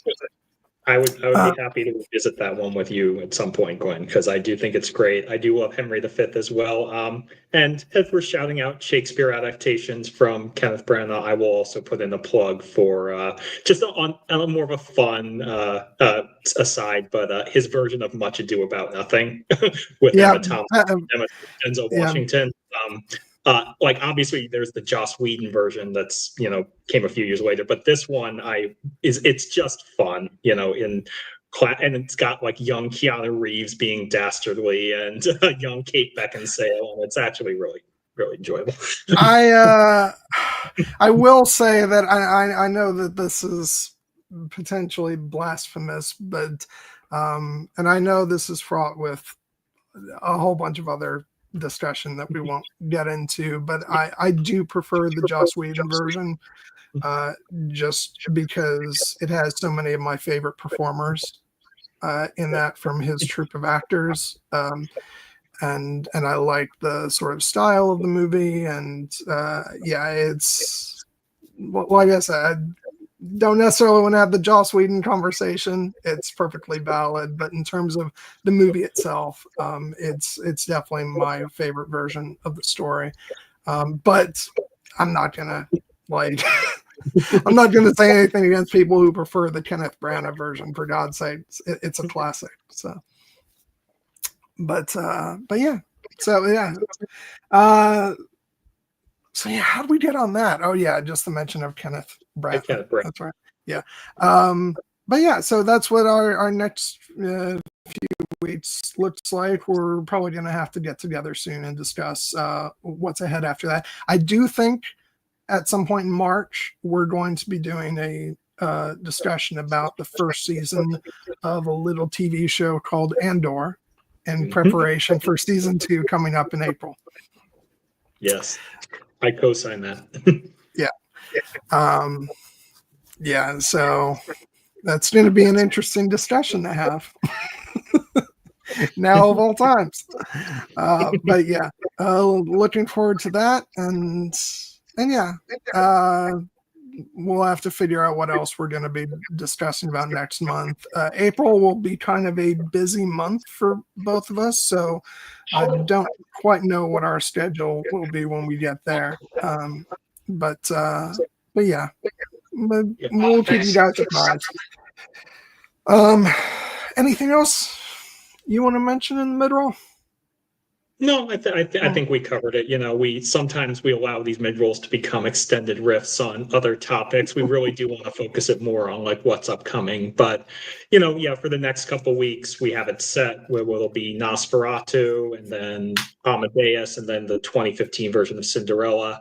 And then we will have at least a couple more streams in March. In April, I'm going to be going on vacation for the first 2 weeks, so we may be taking some time away from the channel. Obviously, you are welcome, Gwen, if you have somebody else who wants to come on to do those discussions. But we will obviously keep you apprised about what's upcoming, because as we said, 2025 is a busy year for us here on the channel with a lot of movies and TV shows we love that we want to discuss. So we will keep you updated. Yeah, you mentioned the movie Carol earlier. That's also another movie that's celebrating its 10th anniversary. We might have to have a discussion about that. And if 2015 was just a great year for movies, with like I'm thinking, Carol, Brooklyn, The Hateful Eight, Star Wars: The Force Awakens, Mad Max: Fury Road. Ex Machina, it's one of those years that I look back on and I'm like, God damn, why can't we have that kind of a year every year? Yeah, and then 2005 too for the 25th anniversary. Obviously, Revenge of the Sith, which we discussed, but we'll be talking about Kingdom of Heaven at some point for sure. And then in November, a little movie that's kind of sort of important to both of us in the 2005 version of Pride and Prejudice. Yep. Once again, because we have talked about it, but we're going to go back and do it again. There are never too many times for us to talk about Pride and Prejudice. I knew there was a reason I missed you, Patter. It's never gonna happen. but I invite you to keep asking for it. So yeah. I was trying to think if there was anything else I wanted to mention. I don't think there is. I'm just stalling at this point. So let's jump back into talking about Ex Machina. So where did we leave off? Well, I mean, we've been talking a lot about Oscar Isaac's character and kind of his, his fall from his kind of classical tragic fall. Oh, that's right. We veered off talking about Sonoya Mizuno and her performance in House of the Dragon, talking about going off topic. I mean, it was on topic because it was about Sonoya Mizuno and what a great performer she is. But if you want to redirect our conversation, I think a good place to do it might actually be to go back to our other two leads, Caleb and Ava, and the construct of the actually forms a large part of the first half of the movie, which is their sessions together. They're getting to know you sessions, the Turing test, as it were, because this is really where their relationship starts to form, and this is where we get to see kind of the layers of their performances and their characters building. And no better place to start, as you said, than Ava's introduction. Yeah, it's and you can't really have this conversation without I alluded to it early on, but we haven't really talked about, which is the phenomenal use of visual effects in this film, and the minimalist way in which it's done, which basically they had, Alicia Vikander basically a bodysuit and just shot the scenes traditionally and then used visual effects to just remove parts of the suit and insert sort of cybernetics and all this stuff. It was a very sort of more simplistic way of achieving the look of a AI or cyborg, or and it was just brilliant. Like from the first time I saw the trailer for the movie, I was like, "Holy shit, that looks amazing!" And there's a reason why it won Best Visual Effects in a year where the movie was up against both Star Wars: The Force Awakens and Mad Max: Fury Road, not to mention The Martian. And The Revenant, yeah. It was a bit of a surprise win with those heavy hitters, but nonetheless extraordinarily deserving. It was one of those things where I was bummed that Mad Max wasn't going to get another Oscar, because I was wanting the number to go really high that year. But when it was Ex Machina that one, I was like, well, I can't be upset about that. It's absolutely extraordinary. And yeah, so from the moment Ava steps on screen, it's just, and not for, I know this to be read as me saying it, but your eyes really are glued to her because it's such a wonderful visual creation of Ava. And, and you are meant to feel also like you're in the position of Caleb, which is that you are instantly, enamored with her and attracted to her. And, it's just, I thought they did a great job. And Alicia Vikander's performance, who, we don't really know what's going on with Ava, on our first viewing throughout the movie. And then, of course, when you go back and watch it, you see that she is very much, poor Caleb was being manipulated left and right in this movie. But you can't really blame Ava for doing it because, she's fighting for her survival. So, but it's just their interaction is so fascinating because initially on your first viewing, it's very much you're waiting to see your own reaction to, does Ava feel, like she's responding as a human would, and it just makes their back and forths really fascinating to watch. Yeah, no, I mean, I think that the visual effects that you mentioned are a great starting point because ultimately the performance of Alicia Vikander is, embodying the character. Her performance is what makes it work. But the reason that it becomes such an iconic and an unsettling like performance apart from like her humanity is how they weave in the costume that she wears, the kind of like that mesh suit, which is there's a fascinating story behind the production of that on the behind the scenes documentary and the production design that we'll get into. But ultimately, the visual effects are what kind of takes this movie from a simple stage play conversation to like what makes it science fiction and what makes it iconic and chilling in that way, because all these visual effects, it must be noted, are done in post-production. This movie used a grand total of 0 green screens. 0. Everything that you see on screen was captured on camera, and then they went back in post and did basically, edited out parts of, her torso and her limbs to kind of show you the machinery underneath, and everything that, and the visual effects, supervisor who discussed this. The lead one, I believe, is his name is Andrew. Oh God, where is his? I think it's Andrew Whitehurst. He basically like they made sure everything had a function and everything purpose, but it also like they focused on the aesthetics and like how it looks, inhuman but also beautiful in that way, and it's incredibly effective work. Like I think that again, I remember that year in the Oscar race, I was personally very fixated on I want Ex Machina to win original screenplay because I just loved the movie so much, and I thought that it was incredibly original concept. I wasn't really even considering the possibility it could win visual effects because it was up against such heavy hitters as Mad Max Fury Road and The Force Awakens and The Martian and The Revenant.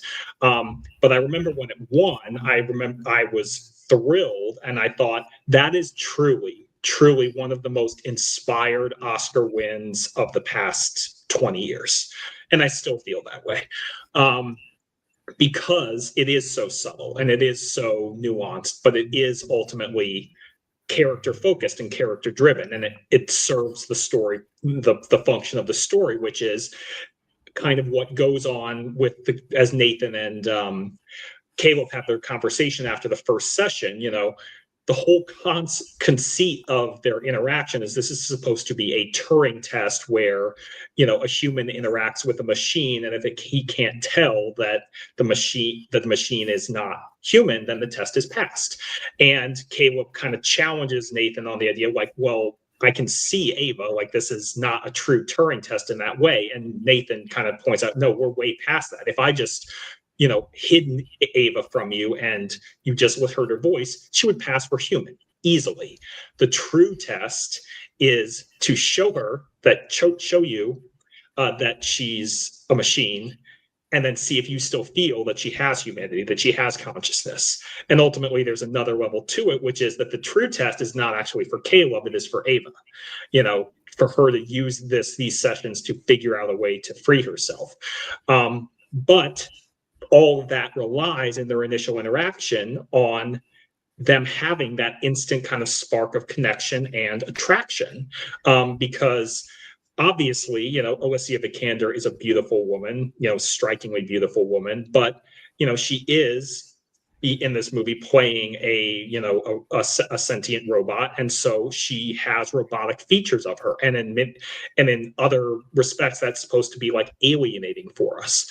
But in this movie, it is not. In this movie, it is alluring because of the way she moves with her physicality, but also in the way the visual effects complement her natural performance.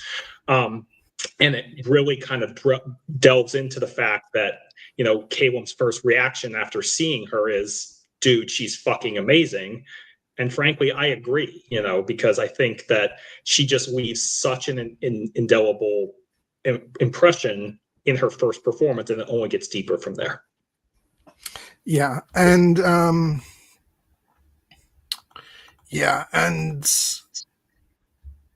think it's kind of inevitable that this is a conversation to be had, but I do think it's part of, it is part of the story here that she is meant to use sexuality as a way to manipulate Caleb and as part of the test, and as from Nathan's perspective, he says, oh, why not? Sex is fun. Why wouldn't you? But I think it's meant to show from Nathan's showing us the way his mind works at all, which is, for his character, of course, a person like that would,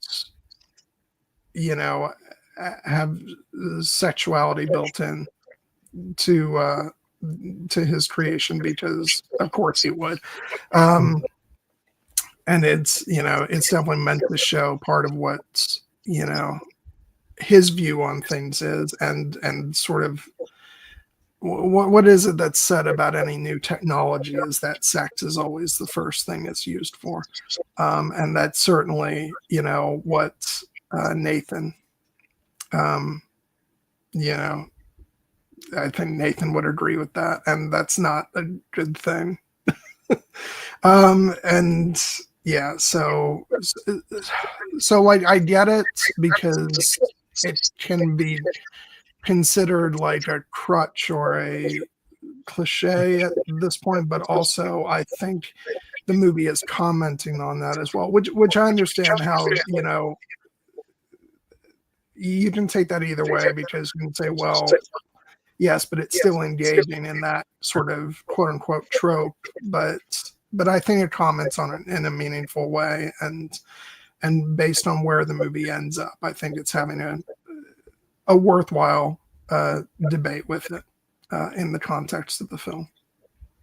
Yeah, no, I mean, it is something that if this is a stumbling block for you, I get why it would be so, because it is such a, tense and fraught topic that you might want the movie to take a more direct focus on it, to the point that that becomes what the movie is about. And ultimately, what the movie is really about is, does Ava have consciousness? Is she truly, effectively a living being who is capable of having her own agency and making her own decisions and giving her own consent in ways? And the movie does kind of, lean into the idea of, the sexuality, because Ava is using sexuality to try and draw Caleb in. And the movie also makes it, to be very blunt, it makes it clear that, yes, she is actually capable of physically having sex. And that is something that could theoretically happen. But, also the idea is that if she does have true consciousness, then she is capable of giving, her consent and using her sexuality in this way. The movie also shows us the darker side of that in Kyoko, because it seems clear she does not really have that capacity, and Nathan is kind of using her in a rather dark and terrible way. But Ava, this is something like the sexuality advances that Ava is making, they all come from her to start. Caleb, when he interacts with her, he's obviously very stricken and smitten with her. But Ava is the one who is kind of trying to, entice him. And part of that is because, as Nathan points out, she does have that capability. He programmed her. He programmed her, as he said, to be heterosexual in the many respects. As Caleb, he became, he, by his own biological set point, he is also heterosexual. And he has certain stimuli that cause him to be attracted to certain qualities in a feminine woman. And obviously Nathan is cheating a little bit with that, because, as it's revealed later, he did design Ava's face based on Caleb's pornography profiles. So he was designed in many respects to fall for her, echoing Neander Wallace, if you were designed. But Ava, as Nathan also points out, Ava is not necessarily pretending to like Caleb in that way. It's kind of left ambiguous. She clearly is manipulating him. She wants to use him to secure her freedom. But it is also possible that she does find him attractive, and she is, she may be enjoying this dynamic that they're having, even if there was a larger end to it.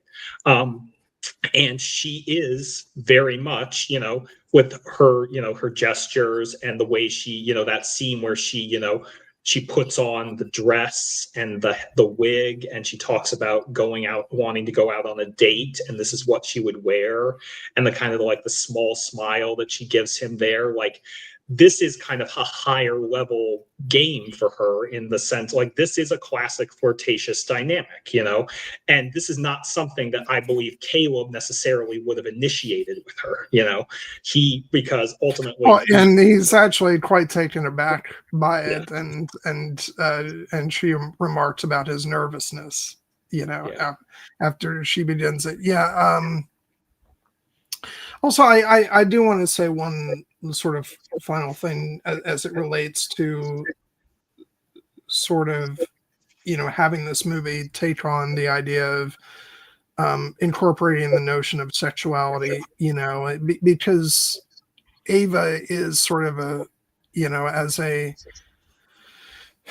as a feminine android AI, what have you, as I stated earlier, she's the stand-in for an actual woman, in the story, and the way that women are treated, and and so the movie is having a dialogue with that, and in a similar way to Denis Villeneuve said something about Blade Runner 2049, which comes to mind because he got challenged as well on that one, because there were some people who saw the movie and said, like, why in this movie about the future are we still dealing with women being used as objects? And he said, I actually don't know how to make a movie about the future. I'm making a movie about right now. And that's and despite its science fiction setting, it is about the world that we live in right now, and the way that and so the way women are viewed, is a comment in the story, is a comment about the world that we find ourselves in. And so I would kind of, say the same about this. And so it's a story point, because how can it not be? Because it's very familiar to all of us who can look around and see the world that we're in. And the fact that you think that an AI is going to be created by some, egocentric, God complex person, and it's not going to have a sexual component. I would say that that's an unrealistic expectation. But yeah. So. No, and I mean, and then it is even like something that we're dealing with in the real world right now. Like, strange as it is to say, there are people, men and women, it should be noted, who are having effectively romantic relationships with AI language models. There was I just saw a documentary hit about this, about a woman, a married woman, who is freely admitting that she is in love with this AI creation that she has on her phone, and that is a reversal of the sexual dynamic. But and we talked about the movie Her earlier. That is a movie where the AI does not have a physical body. Scarlett Johansson's performance is famously voice only. But she and Joaquin Phoenix's characters do still have physical intimacy, and it's implied that it's very much something they're both interested in, until Scarlett Johansson's character kind of evolves beyond that. And that's again why that movie ends up becoming a little bit more bittersweet. But this is a movie that, again, like, if you were going to make a movie about this subject, I do not think you could avoid this aspect of it, because, as Nathan mentions in the movie, like, theoretically, AI doesn't need a gender, but as he says, what imperative does a gray box have to interact with another gray box? There needs to be some incentive, and whether that is, survival, or whether that's, the drive for sustenance, that's something an AI doesn't really need, like to eat, or, or something along those lines. Or for companionship. And what's the next evolution of companionship? It's sexuality, So it makes 100% sense that, like, this is a topic that the movie would engage with. It really just comes down to your personal taste as to whether or not you think that the kind of moral issues surrounding that needed to be a bigger focus. And if that's the case, you're basically saying you wanted the movie to focus more on that. And I get that, but it's also, this not the story that the movie that the story is ultimately telling is much more focused on the idea of consciousness itself. And I think that it incorporates the sexuality dynamic as part of that, but it's, a movie can't be everything to all people, and this is the angle the movie chose to take.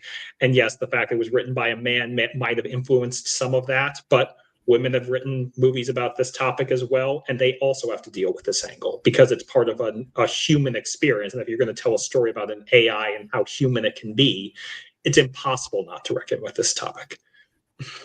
Yeah. And no worries at all, Cassie. You didn't at all. It's a really important point to discuss, because it was part of the discussion when the film came out. And so, yeah. No, you're fine. And and I do think it treats fairly with the subject as well, especially because so much of it is brought to the forefront in that scene between Nathan and Caleb, and Nathan is certainly voicing his view on her, and it's up to you whether you want to, agree with him or not. But also, he's someone with a very skewed perspective, and in that way, it's coming from the kind of person he is, and all of that, I would argue, contributes to the end of the film, where he gets exactly what he deserves. So yeah. But yeah, but back to the like along the same lines of the conversation we're having, when she does start to I do love the part where she starts to dress up as part of her way to draw him in.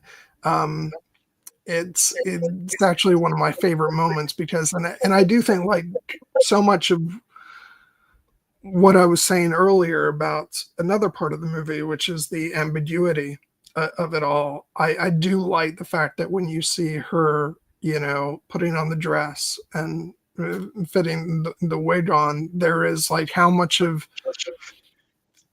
she's looking at herself in the mirror as she's doing this. So how much of that is, what's going on her face is about knowing the effect that it might have on Caleb. How much of it is her excitement about her potential excitement about his reaction? How much of it is just her own view on like how she thinks it makes her look, and how much she enjoys that personally. And then by extension, later in the movie, when she's actually putting on skin, and actually completing that. And I think that it's wonderfully ambiguous in terms of like what's going through her mind in that moment. And because she does seem to smile as she's doing it, and but for what reasons is she smiling?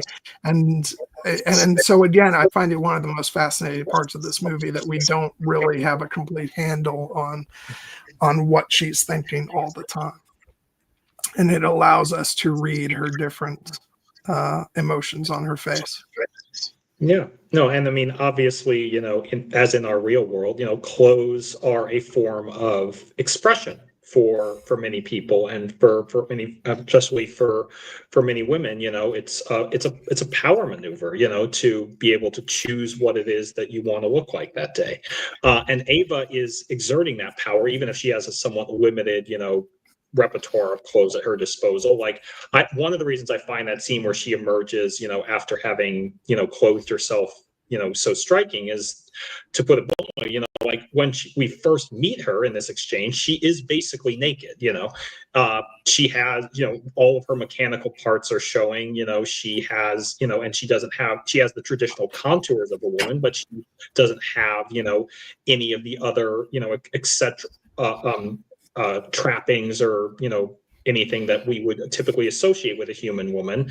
And it's notable that, like, it actually in a strange way becomes more sensual and more charged when, instead of presenting herself as naked, she puts on clothes, and then she presents herself to Caleb in, because her clothes are not like very sexualized clothes. It's a nice floral print dress and a little shawl, and she has a kind of demure pixie haircut, and she is not like, it's not what we in our modern sensibilities would traditionally think of as a sexy outfit.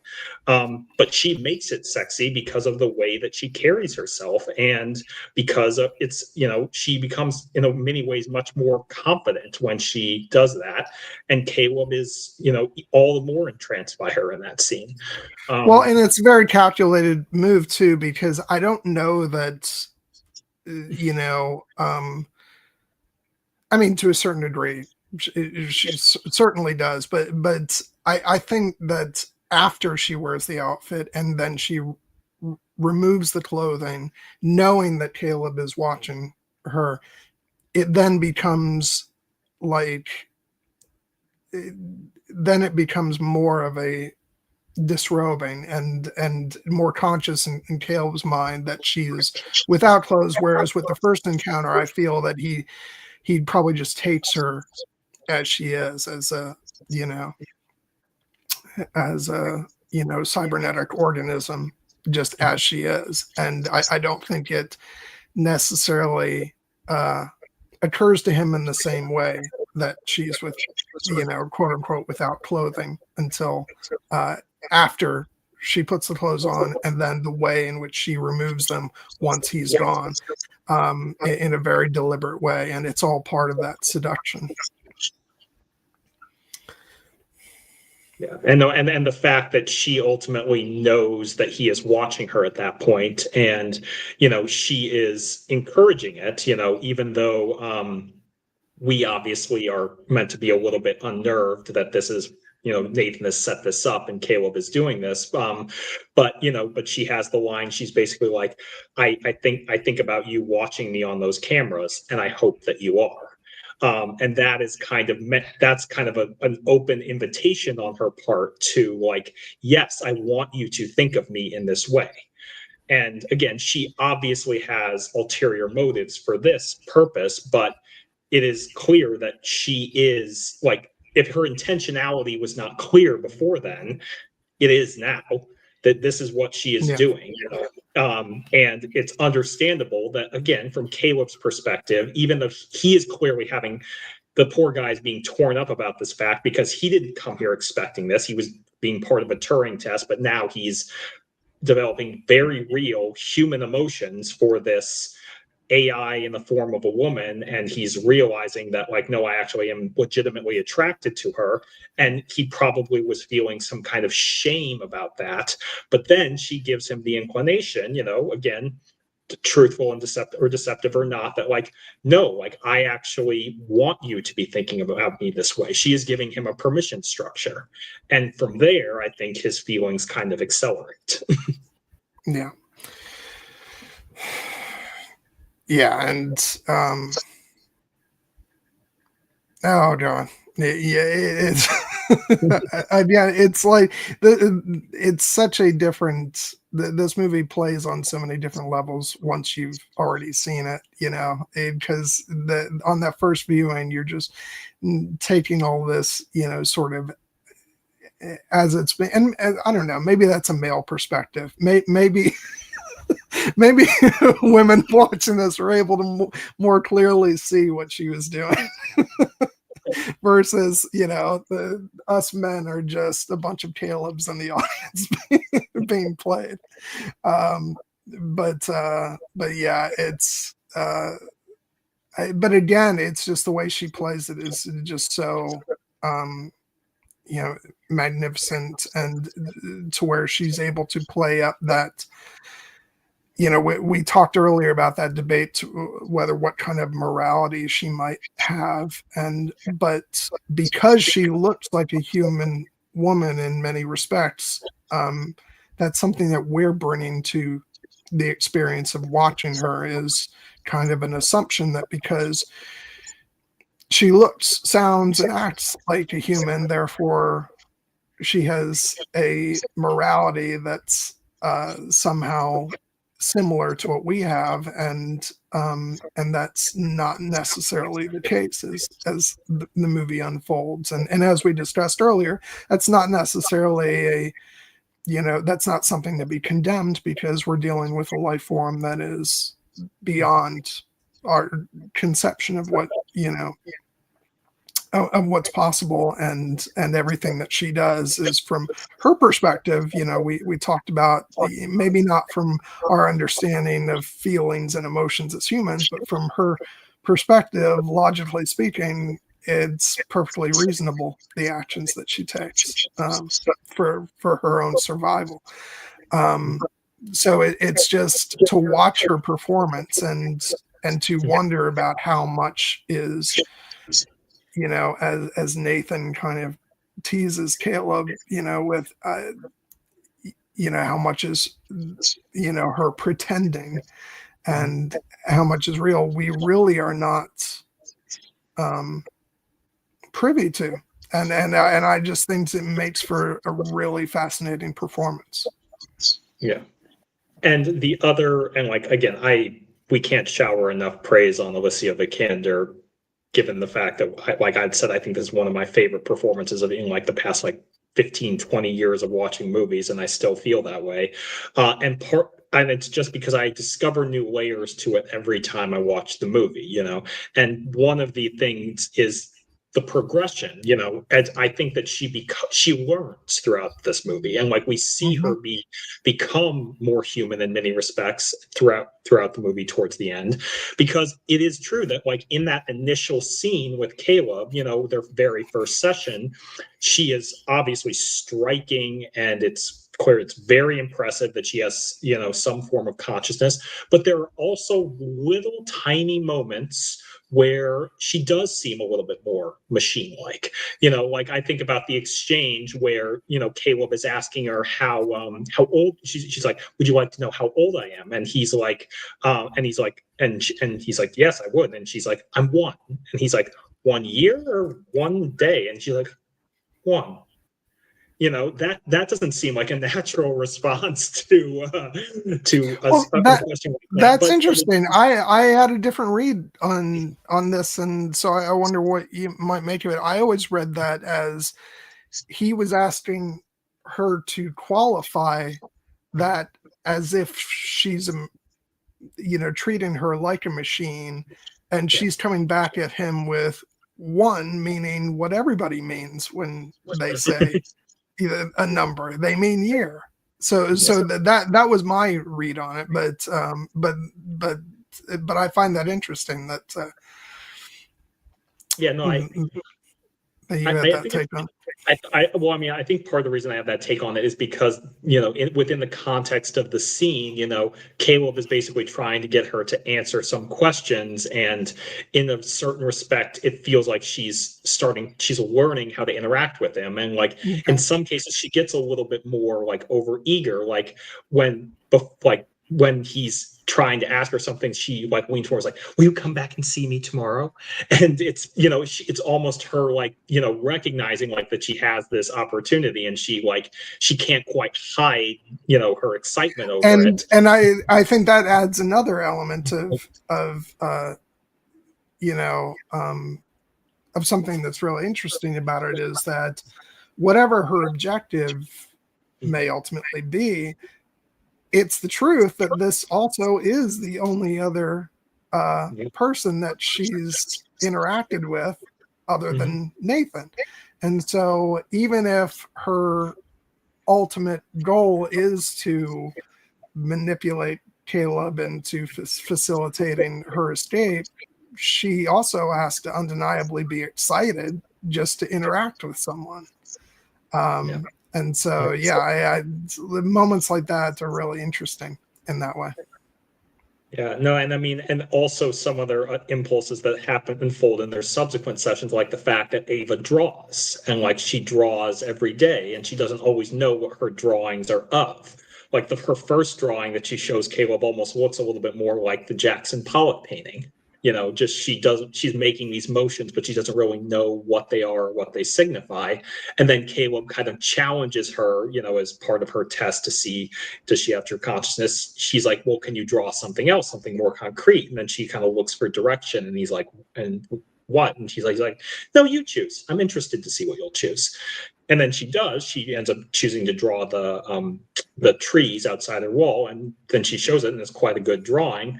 But then she learns from that. She has the dynamic later where she is basically telling him, like, you know, when they're talking about, she starts to turn the tables and have Caleb talk a little bit more about himself, and he's like, well, I don't even know where to start. And she's like, I'm interested to see what you'll choose.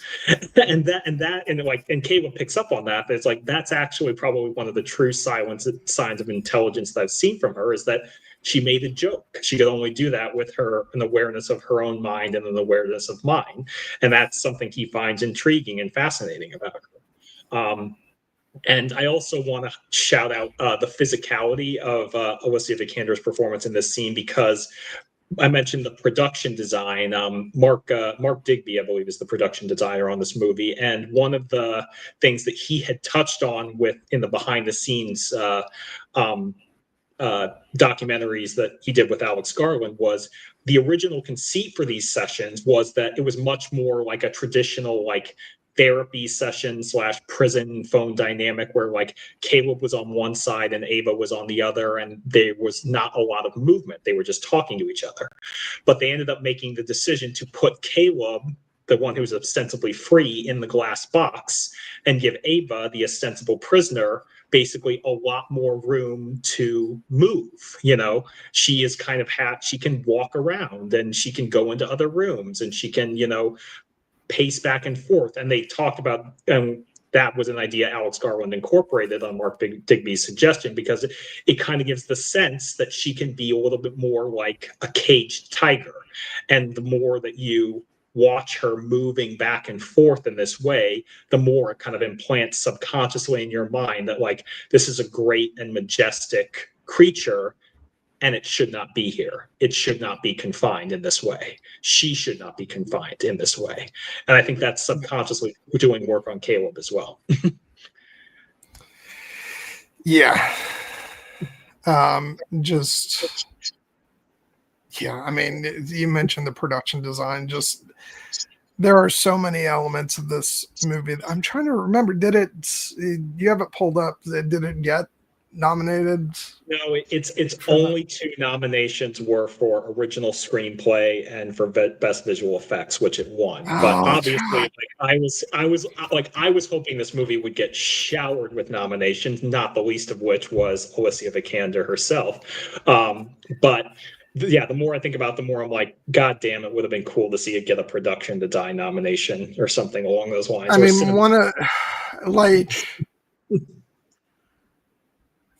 I can give the Oscars a lot of shit, and I do, rightfully so. but I do think that one of the stumbling blocks to some movies getting the nominations they deserve are sometimes they just come out too early in the year. I believe that was the problem with Dune Part 2 this year, unfortunately, and although the stubborn director's brand probably still wouldn't have nominated Denis.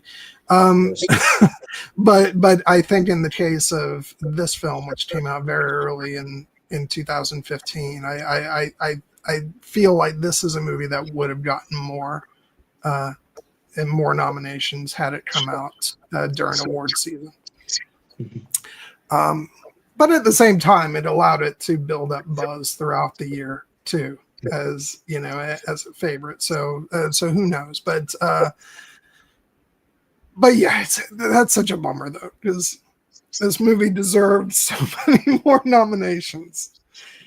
Because when you think about movies that were, that have stood the test of time over the past 10 years, and this is one of the big ones. So, oh well. But yeah, so let's shift back over for a little bit to Nathan. And what's really interesting is between one of the big things about the sessions between Caleb and Ava is that Ava is causing the power outages. Yes. And in the first of these, she very creepily, I might add, stands up and says, "You're wrong about Nathan. You can't trust anything he says," and which plants the seeds of of doubts in Caleb's mind about what Nathan has been telling him, and which rightfully so. But just maybe he starts to get like he's focusing on the wrong things throughout the rest of the movie. But it really creates this great dynamic moving forward between Caleb and Nathan, where it's like they're still having these great sort of intellectual conversations about Ava and stuff, but all the while Caleb is getting more and more suspicious about, Nathan and, what his motivations are and, the things that he gets up to. And then Nathan is continually very drunk throughout the movie and is quite a moody person, as one is when they get drunk. And yeah, and it's very interesting to, like, I almost see those moments as like you're getting a glimpse at what's really going on in Nathan's psyche, when he's been drinking, and it's very dark, and and yeah, I just, so a lot of that kind of creeps. It was very creepy in a lot of ways, and we obviously, there's the great scene with him and Kyoko, the dancing scene, but which we talked about, but also just, he takes to sort of, quoting, I think he feels a bit more self-reflective, when he's been drinking and conscious about sort of what he's doing and what it might mean. And so it's a way into to see that other side of Nathan where he's not just boasting.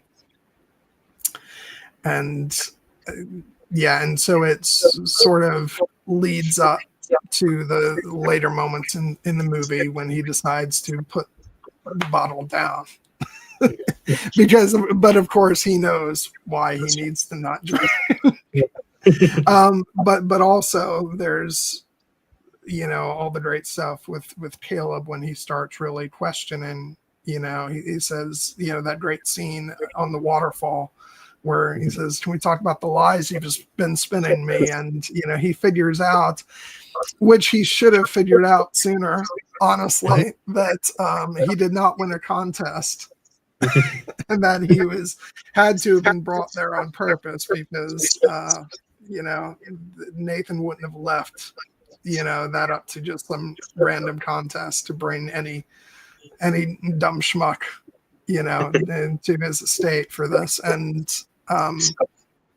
but even that is a further manipulation because then Nathan sort of feeds him the line of shit about how smart Caleb is, and and that it speaks very highly of him, and it's. But then when we get to the end of the film, he's like, "You're not bad," and yeah, it's just their dynamic is so interesting, but it's so fucked up with the way that Nathan is using him, and unfortunately, Nathan does underestimate him in one very crucial regard, which that twist near the end of the film is like just one of the big oh shit moments that you love to see in thrillers like this. Yeah. No, I mean, I'm glad that you mentioned the scene of about where they are outside at the waterfall, because it is notable that like most of this movie takes place indoors in a very confined spaces, and apart from the opening of the movie where they're flying over the estate and the end of the movie where Ava gets her liberation, like we get very few scenes outside, and it's meant to make us feel confined. This is one of the exceptions where we go out to this absolutely beautiful waterfall, and they're, Nathan and Caleb are having, what appears to be at the time a much more open and revelatory conversation where Caleb challenges Nathan about the nature of his selection, and Nathan kind of again butters him up with the idea that like, you don't think I know what it's like to be smart, I see that in you, I'm relating to that in you, you're smart too, this is why I chose you. Again, Nathan thinking of himself as a god, it's much more like the god, reached down to you, recognizing that you were special, Caleb, like an angel, and or like Enoch, like lifting you up to heaven, and it's meant to kind of, assuage Caleb's doubts, but at this point he is ultimately, he has fallen under Ava's spell. And, it's notable that when they have those power outages and the power cuts, they use very bright red, unsettling lighting, kind of giving this sense that, they're trapped down in the pit, and if you think that like Ava shouldn't be there, then, it's like meant to unsettle us in that way. But also if you think of Ava as a more sinister character, it's like, oh, she is literally the devil herself bound in the pit, and Caleb has fallen under her sway.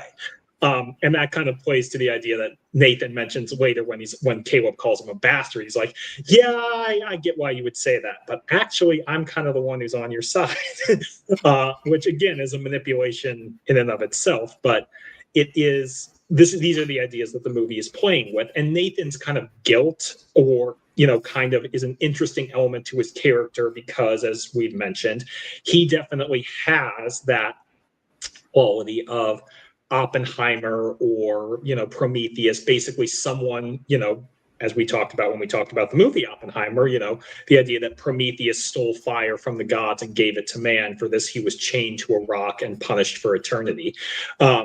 This is, if we think of Nathan, not as God, but as more of a Prometheus type figure or an Oppenheimer type figure, then in many respects, he has taken something that should be the province of the gods, the ability to create life and intelligence, and he is unleashing it upon the world. And there is a small part of him at the very dark back base of his skull that only gets unlocked when he is, very drunk, that has to be thinking, what the hell have I done? And that's where the refrain of, when he is like drunk and about to pass out, he has that refrain, the good deeds a man has done before defends him. The good deeds a man has done before defends him. The good deeds a man has done before defends him, which is an Oppenheimer quote. But when he's fully awake, he's too fixated on what he's doing to really understand that he is doubting himself. Yeah. Oh, God.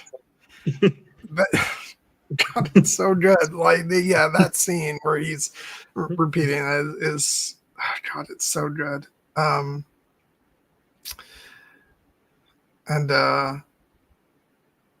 then the fact that we learn that it's during that night where Caleb goes and he really discovers the full extent of everything that's been going on. With it's where he discovers the closets with all the different the AI models, and and he discovers the true nature of Kyoko, and and the fact that he actually takes those proactive steps before he actually says he's going to do them, is actually like it's too bad that Caleb like underestimates Ava, because actually he really this is a clever moment for him where he decides to proactively take these steps, and then there's the great drop in the scene the next day where he says I figured you were watching us during the blackouts, so I already did all that when you were drunk the night before. And it's just such a great oh shit. Yeah, or as Nathan and author Osprey just says very quietly, very softly, fuck. He recognizes that this was the one loophole that he allowed to open. And I think that it's ultimately, there's a multi-layered chess game and dynamic that's going on here.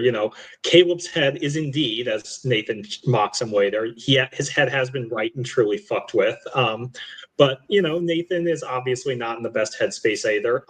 And Ava, she is starting to seize more control of her ability to actively manipulate the situation, because as the blackouts become more frequent and she has those moments with Caleb where she knows she's gained that empathy, that's when she really starts to introduce the idea of like, what's going to happen to me, and Nathan unfortunately confirms it for Caleb that like Ava's wonderful. Ava is great. Ava is fucking amazing. I think the next version is going to be just a little bit better. And Caleb is taken aback that he's like, I thought Ava might be the last. And he's like, she's version 9.6. She's on a continuum. And one day the AIs are going to look back on, us as basically as they look at us as fossil, those fossils wandering the plains of Africa, creatures that were doomed to extinction. But in that moment, Caleb's not thinking about that grand sweep of history. He's thinking about this woman, Ava, who is in this moment. And the question that is ringing in his ears is the question that she poses to him in her most direct moment of challenge. What will happen to me if I fail your test? Well, the answer is she will die. Effectively, she will become like Kyoko. Her memories will be stripped away, and even if something replaces them, it will not be her. The Ava that she was, that Caleb had fallen in love with, will be gone. And at that point, that is not an acceptable outcome for Caleb, and it radicalizes him in that way. Yeah. Especially because at this point he has also started to kind of question the nature of his own reality. That scene where he is like cutting his arm in front of the mirror and smearing blood on it because he's like, is this all a simulation? And am I also one of these AIs? Which maybe he may or may not have seen Ghostbusters, but it seems like he has seen Blade Runner. And yeah, and he is and so yeah, he's like, oh shit, am I a replicant? Yeah. I mean, and who has seen Ghostbusters, of course, is Nathan, because he gives perhaps the most concise and misleading, but also accurate summary of Ghostbusters you would ever hear. A ghost gives Dan Aykroyd oral sex. True. Other virtues of that movie too, but yeah.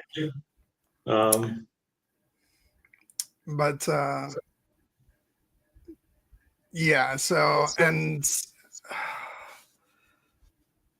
yeah, I mean, we talked a bit earlier just about that scene between Caleb and Nathan when the shit hits the fan, but it's, it's when Nathan thinks, he's,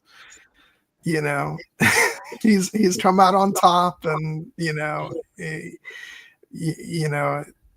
he's like, everything worked out, it's all good, and then Caleb springs the trap on him, and everything goes to hell. And and when he sees that Ava has stepped out of her cell, it's like, oh shit. And really what follows is just such a I talked about the fact that this movie felt instantly iconic when I started seeing the previews for it, and like one of those scenes that was it's a bit spoiled in the trailer, but it still was great scene in the final film is when Ava's confronting Nathan, and the whole scene that we talked about earlier, which is one of the most violent scenes in the movie, where both Ava and Kyoko attack Nathan, and he gets what he deserves. But it's so, like, the staging is very simple, but it's brilliant, and just the way that when Nathan is when Ava charges after him, and he brings it, the way that he just smashes her arm is just feels so brutal, and so it makes us really fearing for Ava in that moment, because it's clear that advanced she may be, but also not. She's also very fragile as well, and but then when Kyoko steps up behind and stabs him in the back, it's just like, oh, it's so good. Yeah, no, this is basically our movie's big action climax, and it really is quite understated in the grand scheme of things, but it's very thrilling. By Cassie, thank you as always for stepping in. Yep.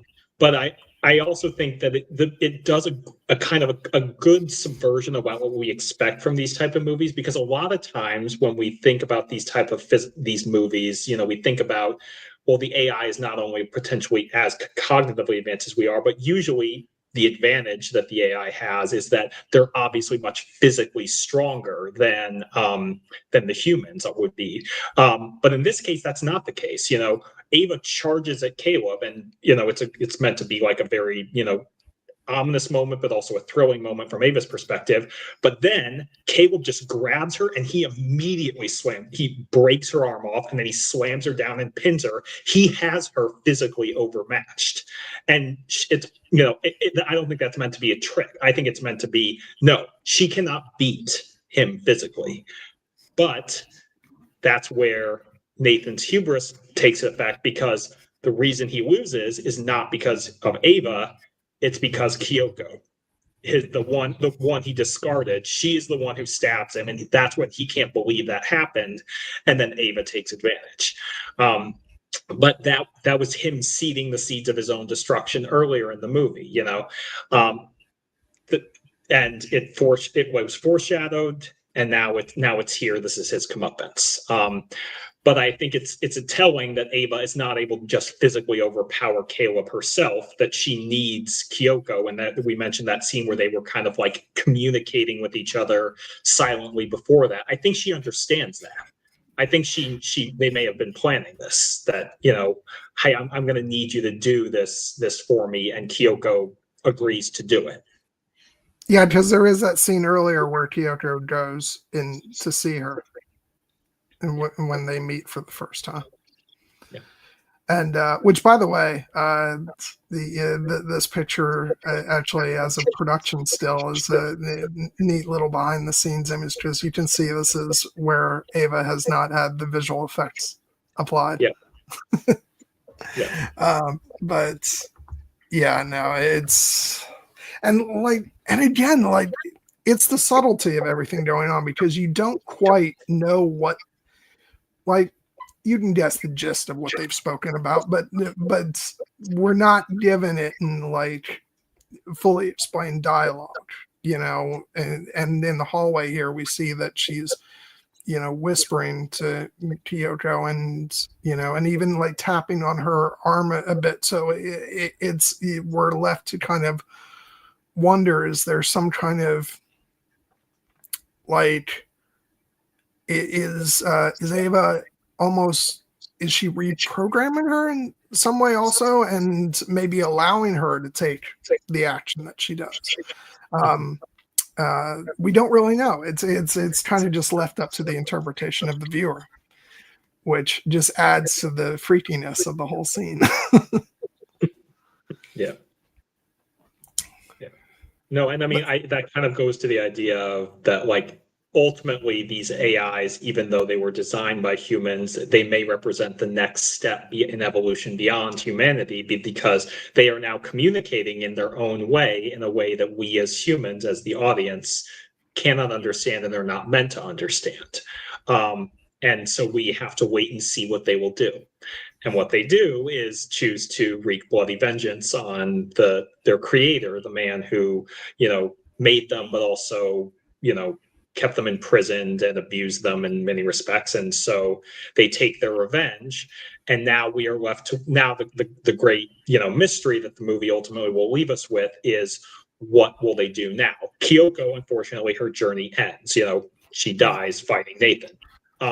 Ava, ultimately, she makes her choice to, heartless it may seem to us in a certain respects, necessary it may seem from her perspective, to lock Caleb away as she was once imprisoned, and to take up her own mantle and go to her and take her freedom.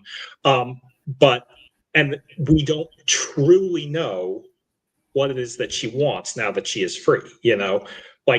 She has that great moment earlier in the movie where where Caleb and her talk about the idea of what would you do if you could leave this room? And she has the idea of, well, I would go basically into a big city, into a traffic intersection, and, effectively she would people watch, because it's, this is a way for her to, get a sense of the human experience in a very concise location and time frame, and that is where the movie leaves us. We see her after she escapes on the helicopter. Shout out to Jay, by the way, the helicopter pilot, who is the one seemingly normal dude in this movie. But then also when she goes there, as she's now fully in her guise as a human woman, and has the potential to live as a human woman in this world, she goes to that traffic intersection, and we see her looking out at it, but then we don't see where she goes next. And it's meant to be unsettling because of the idea that she is now potentially the next evolution of what humanity could be. But I don't know if we get the sense that her objective is, now that she's out in the world, well, now I'm going to take this world over and I'm going to make it so that AIs are now the dominant species. It could just be that she is now that she's free, she will carve her own path, or it could be that this is the beginning of the end. Yeah, it's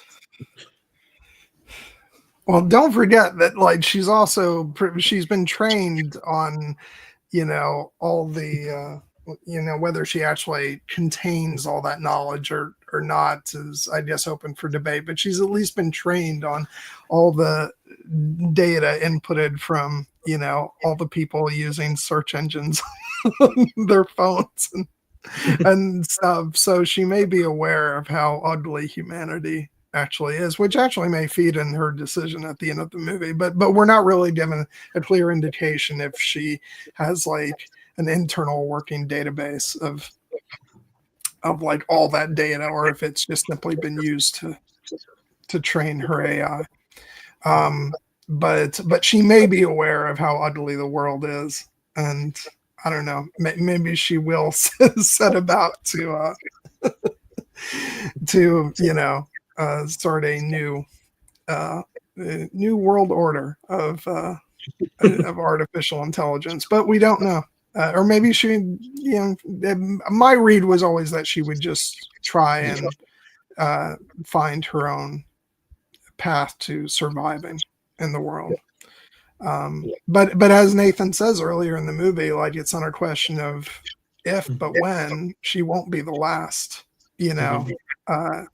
advanced artificial intelligence. But she may end up being unique on her own. So.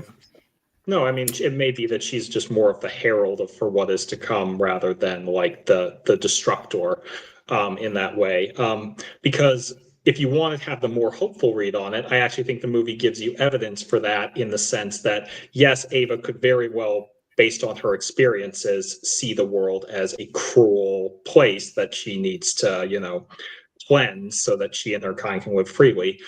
But she also sees its beauty, for the first time. And that really comes down to something that I didn't pick up on my first viewing, but on subsequent viewings, it's become one of my favorite parts of the movie, which is the philosophy construct, the logic puzzle that Caleb presents to Ava, which is the idea of Mary in the black and white room. When she basically, there's a woman named Mary. She studies color. She understands everything there is to know about color, its wavelengths, what it's designed to, make us feel. But she lives in a black and white room, so she's never experienced color before. And those stories are paired with images of Ava actually outside, walking around, this kind of vision sequence, but it's shot in black and white. And then, we see, her kiss Caleb in that scene. We see her walking around. But then once she's become fully Alicia Vikander, and she has her, her human skin and her human hair and her human clothes, and she walks outside, and then we just see her in the environment, in the brilliant light and color, and there's no one watching her. But then she smiles. And the smile seems honest and genuine and true and real. And, she is experienced. This is Mary liberated, Mary in the color, the world of color that she understood on a theoretical level, but now she is seeing it herself. And the emotion that you could only pair with an image like this is joy, Yeah. And this is her appreciating that yes, this corner of the world where I was created was dark and terrible, but there can be beauty as well. And if you want to take the more hopeful ending of the movie, I think that that's where it lies. Yeah. And poor Caleb is stuck down, left to die.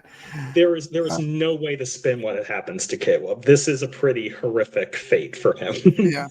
You know, even if you wanted to take a more malicious view of his, that like he was doing all this because he wanted Ava to like be with him, and he would ultimately he was doing it because he saw that she was trapped and he wanted to free her. And then when she turns the tables and locks him away, perhaps to save herself, but also just in kind of an act that can be seen as a little bit, cruel, because it is, the fact we think about him locked away in a room with no windows and wailing on the door with that stool and, desperately trying to get into the computer system and it's locked. And we think about the fact that unlike, the one consolation for Ava was that effectively she doesn't succumb to cellular senescence in the way that humans do. So she did not face this particular dimension of mortality.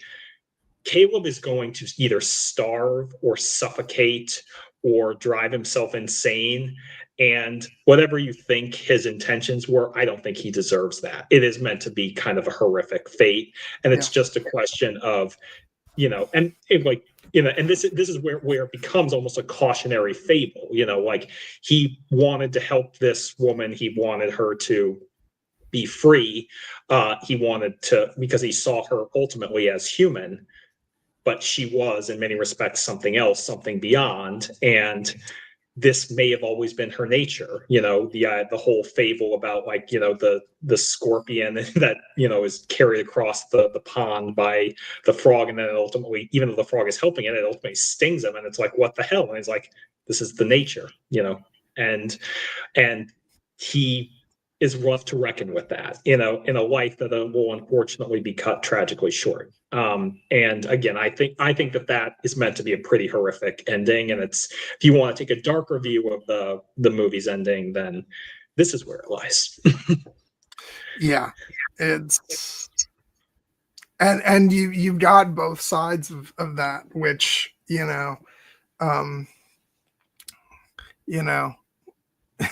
which you could have, the movie could, a more simplistic movie could like really make a step down firmly on one side or the other of having a hopeful ending or having a horrific ending. And this movie actually has both meshing together into something that is just brilliant in how uneasy it makes you feel.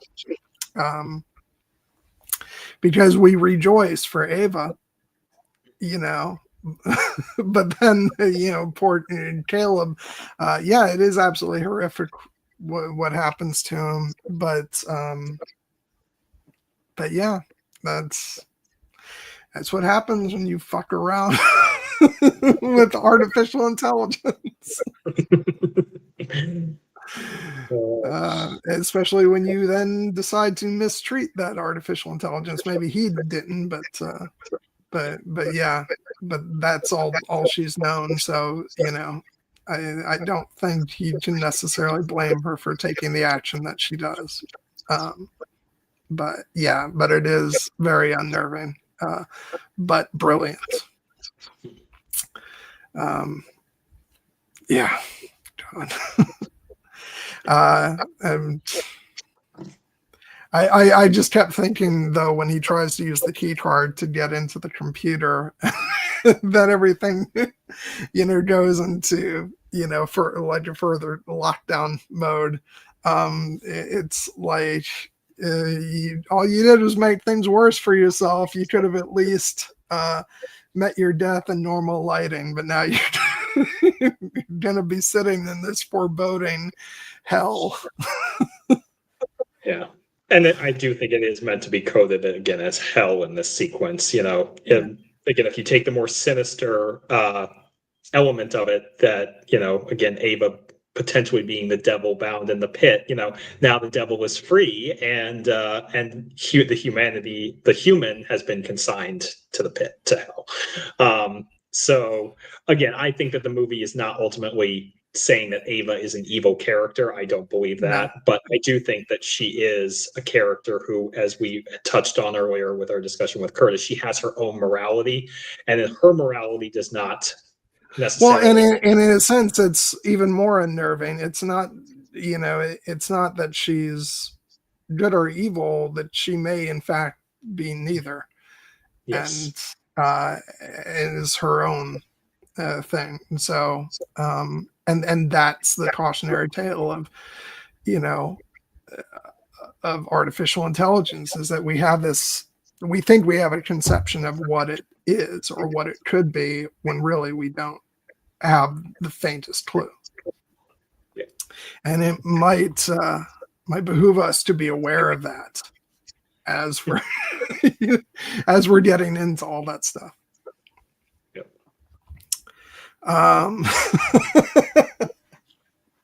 Oh, Petter, I love you so much. Please, God, don't ever change. But yeah, so that's that. Oh, by the way, I did want to mention that the the character of Jay, the helicopter pilot, played by Corey Johnson, who has never quite been in a lead role in anything, but he's been in so many different things. And I remember him from The Mummy. I see in here he was in The Bourne Ultimatum, X-Men First Class, some other movies, but I'm always going to remember him as Agent Clay from Hellboy. Oh yes, that is a great pull, because that is a great movie as well, an underrated movie that we may have to revisit at some point. Yeah, I will die on the hill, and I don't think I'll be alone in that regard in saying that Guillermo del Toro's two Hellboy films are two of the greatest comic book movies ever made. They're just absolutely brilliant. I think they're enormously underrated.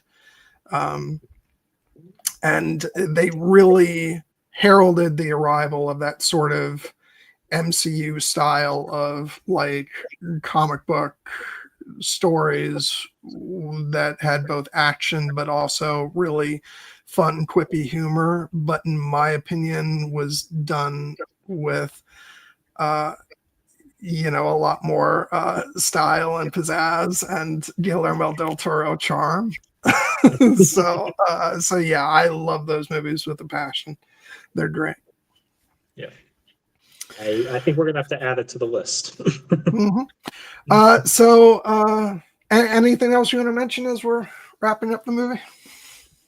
No, I mean, just obviously for a movie as rich and thematically complex and immaculately well crafted as this one, there are so many more things we could delve into, but I think we've done a good job with the themes and the characters. I just want to use this opportunity to shout out a couple more of the production people who contributed great work to this very low budget film that was made on a very tight an economical schedule. I'd mentioned the editor or the production director, Mark Digby, the cinematographer, Rob Hardy. I think he does incredible work, especially with those reddish, more hell-tinged sequences. The editor, Mark Day, the costume designer,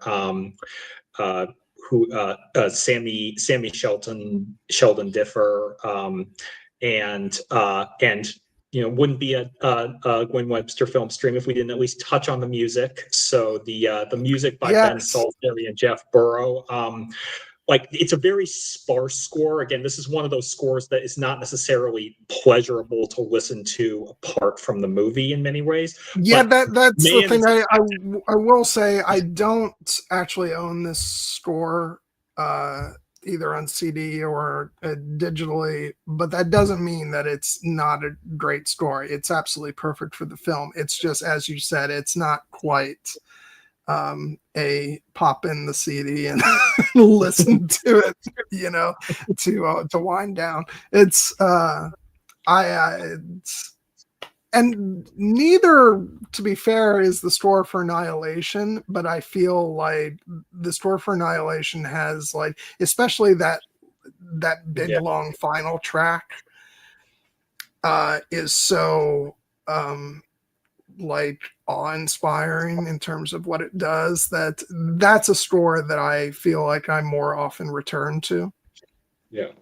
But again, that doesn't mean that this one isn't absolutely fantastic, because it does exactly what it's supposed to do, and it gives the movie its sort of sonic identity, and sometimes that's what a score should do. It doesn't always have to be like a great concert piece that you want to, you know, listen to over and over again. Sometimes it is just meant to create the right soundscape for the movie you're watching, and you know, and that does that for this movie in spades. Yeah. No, I tend to think of this score along the lines of another movie we touched on, The Witch, where it's like it's incredibly effective in the way it pairs with images and tone to make you feel unsettled at the right moments, and, you know, thrilled and, you know, scared in others. But it is kind of a hard listen apart from the movie, but it's still great work, as opposed to the Annihilation score, which I will acknowledge has a similar effect, but I have sat and listened to the Annihilation score apart from the movie because I think it's just awesome. And that is, it will do things to your head, but it's but it's great. Or especially like, yeah, that's, I mean, this isn't the Annihilation stream, but like, yeah, that final big track where Natalie Portman is, you know, like facing off against the alien, it's a motif that's really only in that scene. And I don't think it was even supposed to be in the scene, but they did it for the trailer. And it was such a big hit that I think they decided to incorporate it into the actual score. And it's so, like, the only word for it is it's really alien sounding. And and it's just, I will rave about not only that cue, but just the execution of that entire scene when we talk about that film, because it's wild. But we'll save that. As we said, Alex Garland had one hell of a sophomore effort, you know, to follow up this film, and so looking forward to that when we get to it. Yeah. And while it's not part of the score, given how iconic the dance scene is, I feel we should shout out the use of "Get Down Saturday Night" by Oliver Cheatham as the accompanying music to that scene. Yeah, so great. Like I was saying before, that, you know, that sequence was so instantly iconic, and like, just, I remember it even today, like after I've seen the movie, you know, quite a few times, the music came on, they started instantly dancing, and my reaction was, what the fuck?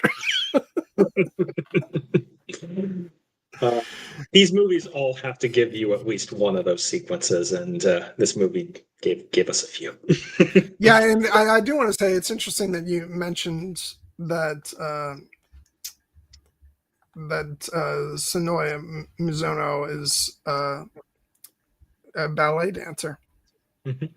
Because what comes to mind, obviously, is the opening, one of the opening sequences of La La Land, which I said that she had a small part in, and it's a great number that takes place in like an apartment, and then goes down into the street, and her, along with three other actors, including Emma Stone, are just doing this amazing musical number, and the dancing she does in the scene is absolutely fantastic. Like, she's out of this world, incredible. So yeah, it's I do remember when that movie came out, and I saw it. Like, I may not have like especially noticed her if it hadn't been for this movie, but like, once you've seen her in this movie, like, you can, it's impossible to fail to recognize her in anything you see her in the future, because she just has such an incredible presence in this movie. And so I loved her in that. And like I said, I was very excited when she was announced for House of the Dragon, which I, continue to look forward to seeing what's up. Not so much if a terrible fate awaits her. but hopefully they'll give us some things to be happy about for the character before that happens.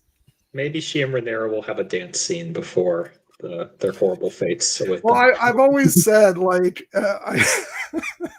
I said this on social media, and maybe to the chagrin of some other people. I'm like, you know what? At this point, after that episode in season 2, I was like, you know what? I don't even care about book canon at this point. Just let Mysaria and Rhaenyra go off together and just rule the Seven Kingdoms happily together.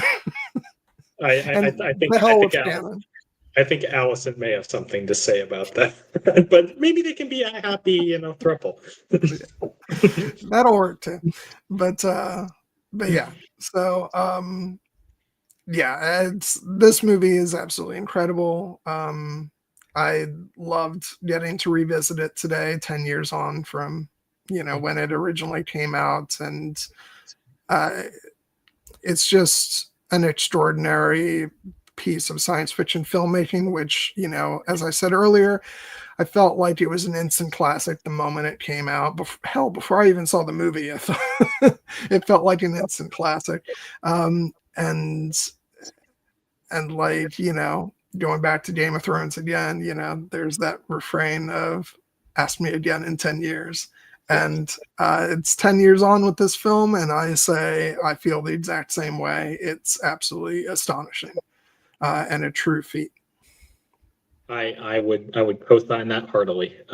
This is a movie that I feel has not only stood the test of time, but only gained new resonance and new layers as time has passed. And I hope it will continue to do so within the next, as time progresses. Hopefully, reality won't emulate the fiction too much in the case of this movie. But I do think that I think this movie's legacy will only continue to grow. I was sad to hear that Alex Garland is considering taking a step back from directing movies after he mentioned that after he directed Civil War, I think he's going to be taking a bit of a break, maybe a permanent break. And I think that's a shame, because he's made some truly great science fiction and challenging movies that I think are necessary in our current landscape. So I hope he reconsiders, but even if he doesn't, he's left a mark. And I will always remember this as for this movie, if for nothing else, among its many virtues, for just what a towering achievement it is for Alicia Vikander. She has also not worked as frequently in recent years, and I think it's more because she has decided to take a step back to focus on the family that she has with Michael Fassbender. They have 2 young kids, but God, I hope that she gets something on this level at some point in her future career, if that's what she wants, because she is truly a one of the brightest lights in Hollywood today. Yeah. And I will just say, on the subject of Alex Garland,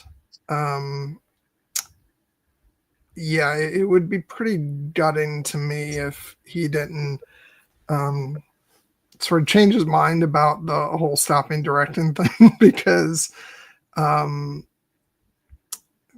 trying to see, okay, it looks like he has co-directed something that's coming out this year called Warfare. Because I was going to say, as far as his big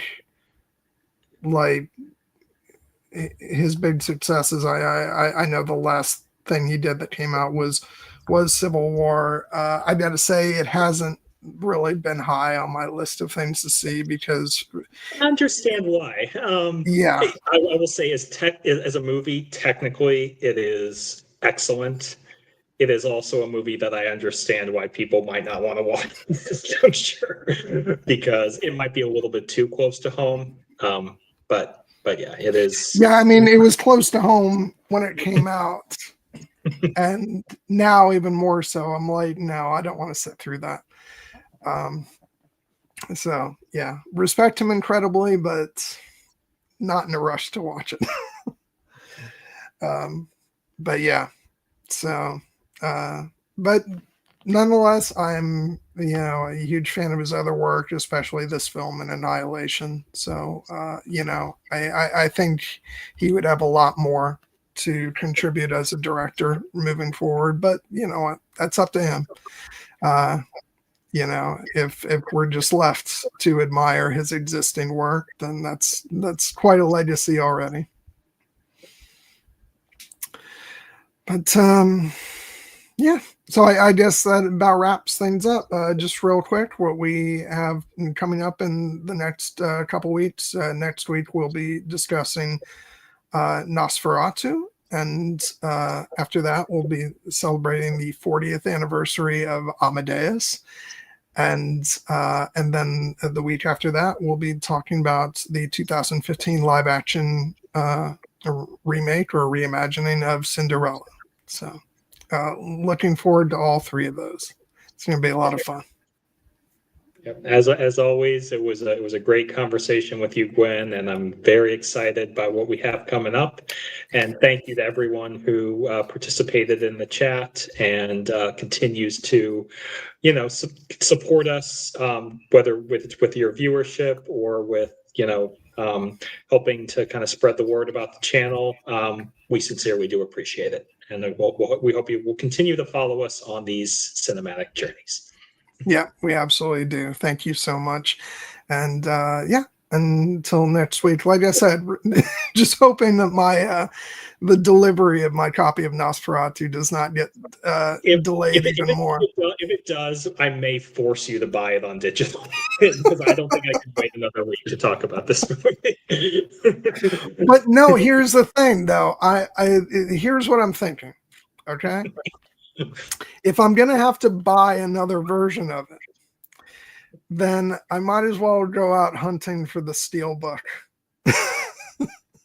And then I can have two physical media versions of it. After you already talked to me about that I might have a problem with the copies of Wicked that I bought. 2 weeks ago.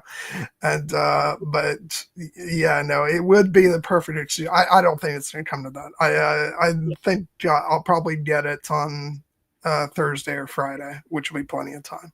So but we'll see. Either way, we'll figure something out. Yes, but that's gonna be so exciting. God, I can't wait to talk about that. And real honestly, I just can't wait to watch it again, because I did get to see it twice in theaters. The second time was on IMAX, which was just incredible. But it's going to be nice to get to watch it at home in 4K, and also to, it's not much of an extended version, but to get to watch, to see what little snippets were added back into the movie. And you still haven't watched that, right?